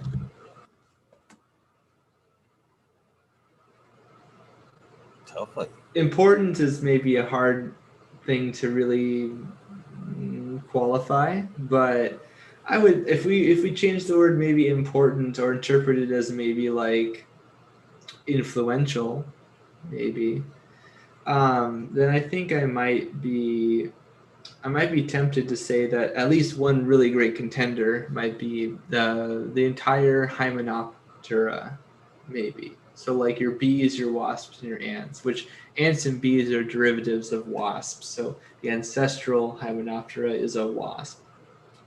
And I say that because they encompass a lot of the really important, well, pretty much most of the really important insect pollinators of flowering plants, which are also pretty much the most successful clade of land plants. Um, so maybe, and also most insects have not gone back to colonize the ocean like their crustacean ancestors did, or came from. So I'm going to kind of discount obviously the ocean and the marine environment for that part of the earth, because most insects don't really do that. Um, but yeah, I would say that wasps and ants do a lot of terraforming, a lot of bioturbation that's really important off the top of my head. They process a lot of plant matter and animal matter. They facilitate, like I said earlier, they facilitate plant development, and particularly some of the most successful plants out there, as well as some that are not flowering, and so the angiosperms, or the gymnosperms, I mean. Yeah. So yeah, maybe that would be a good example. Uh, Let me see. Caballero wanted to know, what do stink bugs eat? He gets them on his plants and he can't figure out what's wrong. So there are actually predatory stink bugs that feed on other insects, and they actually can be a beneficial biocontrol, but they're not really commercially available. Others, most of them, are herbivorous, and they feed on all tons of things. Some of them are very specific in what they feed on. Some of them are really generalist. The brown marmorated stink bug is one example that's really common in North America now. Um, Yeah, and it's an invasive, unfortunately. I think it started getting here around 2008, and it's also a residential pest. It'll get into people's houses when it's cold to find a place to like hibernate. So people sometimes see them when it gets cold, and they can cause a bit of a nuisance that way. But yes, a lot of stink bugs are herbivorous, and a lot of them are generalists too. Let's see here. I forgot who asked it, but they were wanting to know what was your take on what OHN was. OHN.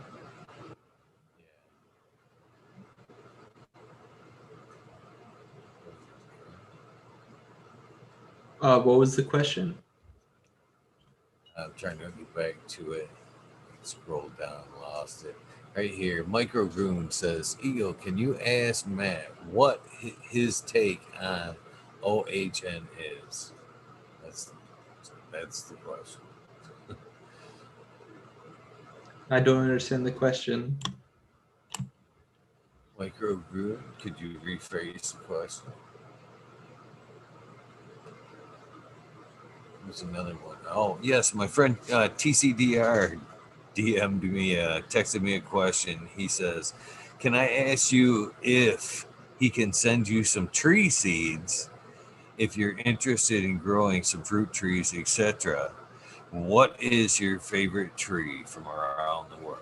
Oh, that's a really generous thing to say. I appreciate that. Um, hmm. Well, I currently have a loquat tree that I planted myself several years ago. I also have a pomegranate tree, and I have a fig tree that doesn't produce fruit, unfortunately, anymore for some reason. Um, oh man, I'm part of the California Rare Fruit Growers Association, or I'm not part of it, but I've talked with them and I've associated with them a lot. And what I would like is I would love to have an ice cream bean tree. That would be pretty cool. Yeah. Also, when I lived in China, I fell in love with red cane or purple cane, sugar cane. And I don't really have access to it. I know that it exists in like Florida and other places too, but I would love to get access to some shoots to plant because I love that cane. I remember very vividly like being sold like on the street. Somebody would like they would have these like really long canes in like a basket, and they would just like take a machete and they would husk the outer shell, and then they would chop it at all the nodal points. And then you would like tear off the flesh of the sugar cane. It was very supple. Well, I mean, it was firm, but it was very easy to rip off. And then you would squeeze all the sugar liquid out of the sugar cane, and then people like to spit in China. Hopefully that's not a controversial thing to say. It's been my experience. Just spit on the floor and keep walking. And I got some looks when I was like, let's put it in the plastic bag. And they're like, oh, all right. But yeah, it was so good. And I wish I could have that experience a lot more regularly. So if we're talking about horticultural cuttings, then those things come to mind. There's tons of plants out there that I'd love to grow too. Um, I grew a miracle fruit plant for a little while. For those who don't know, the fruit has a compound in it that if you feed on it, it makes really sour things like lemons and limes taste very sweet because the compound binds with a receptor in your tongue. And that's kind of cool. So that would be kind of cool to get another chance to grow as well. Not to be like taking advantage of this generosity or anything, but if you have ideas, here are some ideas. So this question I have to ask because I'm curious to see if there is interest here. Jack says, ask him what is your favorite knife or firearm manufacturer? Oh, it's very funny to see people think that I'm actually not a gun guy because I am. Actually, I've taken active shooting defense courses and military armed combatives. Um, and I'm a big fan of that kind of a thing, believe it or not. I'm a big military science buff, or at least I consider myself to be. And in my spare time, I play things like Digital Combat Simulator with aircraft and real controls and, that kind of stuff. So I am actually a big fan of having those armaments and ballistics and that kind of a thing.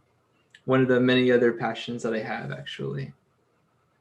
But that That doesn't didn't answer the surprise question. me. That didn't actually answer the question. So favorite, um, I mean, it's a tool. It depends on what you're trying to do with it, right? But I like the. I would say I've always enjoyed and fantasized about maybe having a PSL, which is which is kind of like an automatic or semi-automatic, like Mosin Nagant 7.62 5.4R ammunition, like a Dragunov for those who know what that is, or uh, maybe like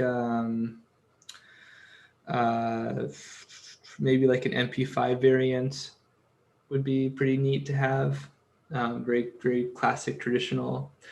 P90 would be pretty cool, or but yeah. So, but I live in California, so my options are limited. What about knives? What I'm a knife man myself. I'm not much for firearms, but are knives your interest too? Yeah. So they are actually, in fact, I recently got one of these. This right here is a Spyderco knife with a very particular steel that I really have no business owning for the kinds of work that I do. But it's Maximet steel. It's Maximet. Let's see if it's on this side, right? Yeah, you can see this if the camera focuses on it. Yeah, Spyderco Maximet. Maximit's a brittle kind of steel. That doesn't mean that it's like so brittle it's like glass will break off. It means that it tends to cleave instead of deform. So that has implications for keeping the edge razor sharp, but it also has implications for sharpening, and it's really, really, really difficult to do that. And I also keep a I'm blanking on it's a leak. It's from it's Kershaw. I have a Kershaw leak. I've had a Kershaw leak for most of my life, and then I recently lost it. Unfortunately, the tip broke off, and I lost it after that. But I have that in D2 steel. Actually, it's like a CR something or other, base steel on the spine that makes it really resistant to corrosion and really stiff. And then they've sort of put in a composite with D2 steel, which kind of keeps its edge a little bit better and is a little bit better in like a rougher tumble. It's tool steel. Don't get me wrong, it's tool steel, but it definitely does what it needed to do, and it keeps sharp. And as long as you strop it, I feel like it's a really great tool to have. And if you're interested in more kind of stuff like this, I have an IPM integrated pest management equipment gear review on my YouTube channel where I get to nerd out about things like that. So um, yeah, you can check that out if you like. And um, yeah, that's another reason why I like to Just go to made the high desert, by the way. So See, I'm glad Jack asked because it's one of the aspects of these shows that's kind of nice. Is sometimes you see that other side to folks. You go, really? I never seen that. You just got that much cooler in my book. I feel like I feel like I have a unique perspective about that kind of thing. And I think that, like, I don't want to get too political here, but I just feel like it's important to have responsibility when it comes to having that sort of a right and having access to it, and you treat it with respect. And you got to be safe. And there's tons of people who I think on a daily basis don't really act with that kind of like personal responsibility and respect. And I'm critical of that, and I try to be a good example for myself. And I don't think that it's to a degree, I don't feel like it's beneficial to be really sort of aggressively militant about your opinions about this sort of a thing. And I do feel like some people who are in the industry, the firearms industry anyways, I don't know. I just feel like there's a lot of like marketing and drama, a lot of melodrama that I can't always tell whether or not they're trying to be factual or if they just believe their own marketing and they're trying to fear monger, things like that. But maybe I'll eat crow and they'll actually ban all firearms in the United States of America. Who knows? I hate to see that day. Hate to see that day. To be honest with you. Trying to stroll through chat. I can tell you right now, just Dankovich because of that. Nankovich Chomsky says, bro studies real ass war tactics and history as a hobby. Those bugs don't have a chance. I feel like that's kind of that's a really great in a nutshell thing. Is that I do try to apply that kind of stuff. I have a MET-TC perspective about insects, and if you don't know what I mean, then you don't know. But if you know what I'm talking about. Yeah, a lot of those tactics is about strategy and technique, and it's all logistics. I saw a really great tweet right before I came on. Actually, I'm gonna use our technology here to reference it. This guy I follow on Twitter called Swift on Security said, "My thoughts on comparing cybersecurity to battle." It's a quote by Lindy McCormick, which is a NATO allied commander in the Atlantic Fleet. He was born in 1995 and he died in 1956. He said, "I am tempted to make a slightly exaggerated statement that logistics is all of war making, except shooting the guns, releasing the bombs, and firing the torpedoes." And then the guy says again that basically, here, let me get it for you here.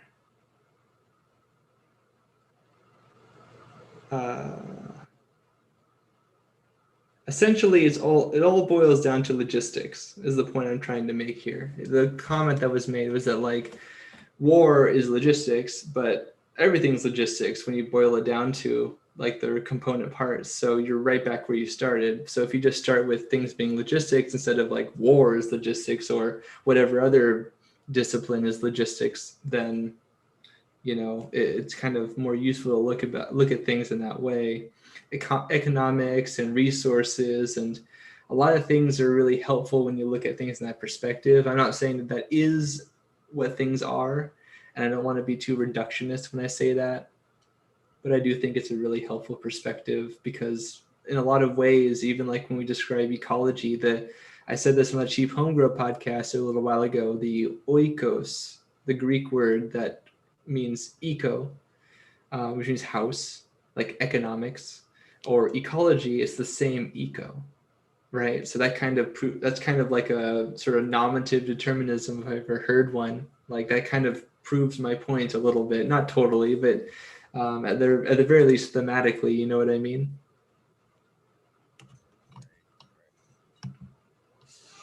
Just reading up on chat here to make sure we're not missing any questions. That's for sure. I see people like my Maximate knife and my Tayson guns, so that's validating. That's what I'm saying. There is, sometimes it's nice to get on like the little side tangents because it does allow people to kind of bond closer to some of these people that we like. That was kind of the aspect of doing this side of the things is to show, you know, we a lot of these times we have a lot of respect for people like yourselves, but there's always that kind of what other than bugs, it's just gentlemen about and it's just that usually when you find that like a second bonding, you know what I mean, it's so much easier to become a bigger fan and follower. I guarantee every one of these cats that just bonded with you on that nice knife issue, gun issue, the next time that you're on, they're going to be like, pest management or not, they're going to be like, I wonder what that Matt's doing, man. He's a pretty good guy. You know what I'm saying? So it's kind of nice to let little things out like that. I would have never guessed, to be honest with you. That's one aspect of I would have. That completely blew me away, to be honest with you. It's a soft spoken demeanor that kind of surprised me, I guess. I actually like it that way. I think that, well, I try very hard to not let like my interests like become sort of like a proxy identity. You know, I am not my gun ownership. I'm not even my integrated pest management specialty. You know, I'm a much more complex entity than just those prevailing concepts and things that I like. Um, so that's actually a really great thing to hear. That sort of tells me that like that's the case. And honestly, I think that that's sort of how you would want maybe firearms ownership to kind of be like, right? Like it's not like, oh, I could tell this person's a crazy person. He must have a firearm. Like that's not really the look you want. That's not really the culture you want to inspire, at least in my opinion, anyways. Um, I'm definitely more of a fan of the like, yeah, the speak softly but carry a big stick kind of mentality, the sort of silent professional. Although I'm not very silent, I'm way too loquacious for that. But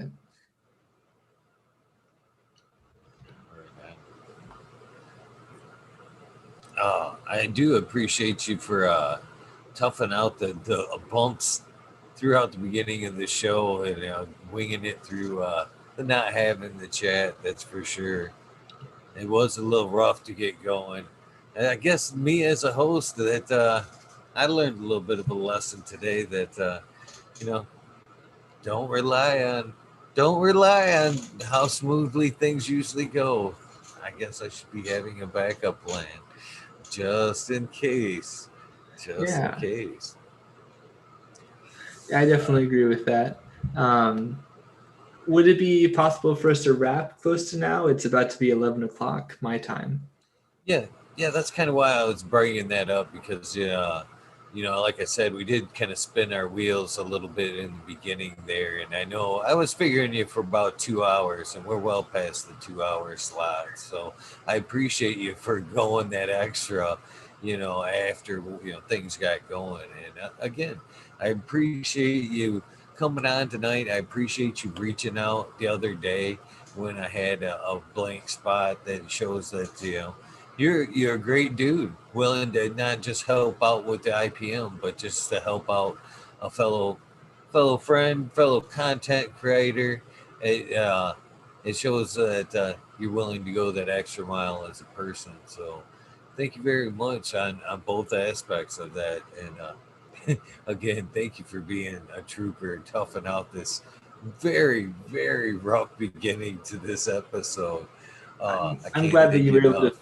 I'm glad you were able to figure it out. That I think I'm glad that the situation resolved itself. And you're very welcome. I'm glad. I like to be I like to have these sort of more intimate conversations with people that are less professional sometimes, but I do like to find that there's a bit of a balance. I don't want people to know every single thing about me. And now that I've said that on the internet, people are going to go out of the way to do that. But at the same time, I do recognize that it's important to like explicate and give this information out to people. And it's a true passion of mine. I guess the only way to say is as an earnest thing that I want to do. So I appreciate you being a facilitator for that.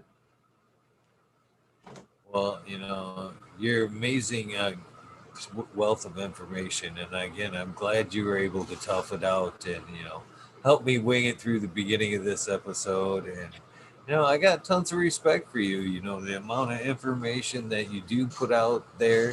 It's a lot of great information, and like I said, there's not a lot of people doing what you do, and it's a shame because it's something that we all struggle with at some point. If we like to admit it or not, we've all had some IPM issues. And it's nice to know that there's somebody like yourself that is a trustable, that's the key word here, trustable source of knowledge that we can come to. So thank you very much, Matthew. And I hope that we can do this again. I don't like to take advantage of people and get them on and ask too much of their time. But again, we have a need for people like you. So I'm sure that we'd like to get you back on again at another point and have some good questions from start to finish. Yeah, Not just this guy trying to wing it for yes. a half hour, 45 minutes. I mean, In this that sort of aspect, I'm almost sorry I wasted some of your valuable time. this sort of shows how important chat is, though. I think, and I think that's I think the acknowledgement needs to happen. So shout out to chat for being the lifeblood of the conversation. I always like interacting with people there. It's really surreal to be able to. I mean, this is sci-fi to me. Like growing up in the '90s, like there are screen names that I recognize from other media. It's sort of cool to be like, oh, that's Jack Greenstock. That's you know. Lemon Hoko I see right here. I just think it's really neat, and being able to interact with people directly is a blessing, but also it can be a bit of a curse sometimes. With like you say, with like even unintentionally like taking up a space and time of other people, we don't really realize how much that other people have on their plate or that kind of thing. I'm still just one person after all, but I'm happy that I've been able to be what you described for a lot of people, sort of a trusted resource. And I work very hard to be able to maintain that level of integrity.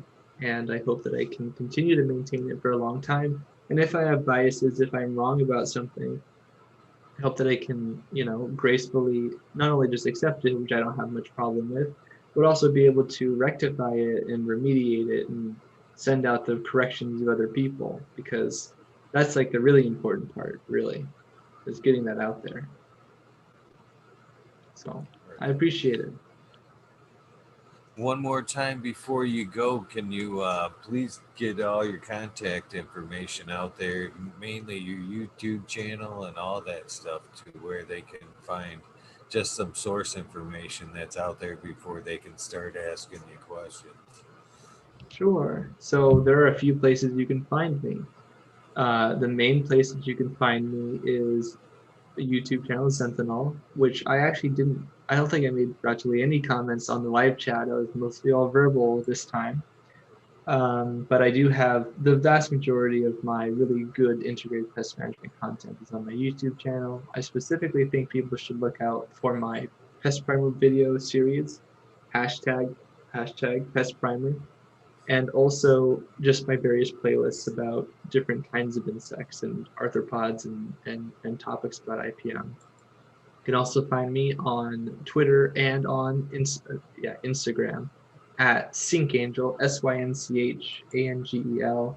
I post a lot of content on Instagram too, and I follow a lot of really cool ecologists and entomologists and paleontologists and virologists and venomologists and all other really cool scientific disciplines. And I often retweet them and a bunch of other cool things like that cybersecurity guy I was talking about earlier. So if you want to use Twitter for good, then you can follow me there too. One last thing. I need that soundbite, don't take that soundbite, Mr. Matthew Gates. Can I have your soundbite for this episode? It's been a few. It's now 305.25 if you want to 305.25. throw that on. Yeah, I do want to. So this is fucking talking shit with Eagle, episode 305.25, featuring Matthew Gates, and I'm Matthew Gates, Sentinel Consulting Integrated Pest Management Specialist, and I hope that I can help you with your problem. Pest today, past tomorrow. What a great logo. Thank you, my friend. And thank you again very much for your time. And I look forward to having another session with you some days. And if you left out growing with my fellow home growers, Oh, Sundays, how could it be so bad here? 7 o'clock. That's right. You can source of knowledge every Sunday right there with this gentleman and a great panel as well. Yeah, 4 o'clock Pacific Standard Time for those on my side of the world. Yeah, definitely come in with chat, come in with your questions. Much like this show, the chat runs the program. So if you have cool questions, you have IPM questions, people will ask or people will answer, including myself. So I'm very happy to be a resource for people weekly, essentially. that does it for this episode of 305.25, featuring our friend and asset to the community, Mathew Gates. Thank you guys very much for tuning in and toughing it out through the no chat phase of the show. And you guys, as Mathew said, obviously are a huge part of this show. And thank you very much for toughing it out, hanging it out. Greatly appreciate you guys. With that being said, that does wrap up this episode. Remember, random acts of kindness do save lives. Please try to do something nice for somebody. We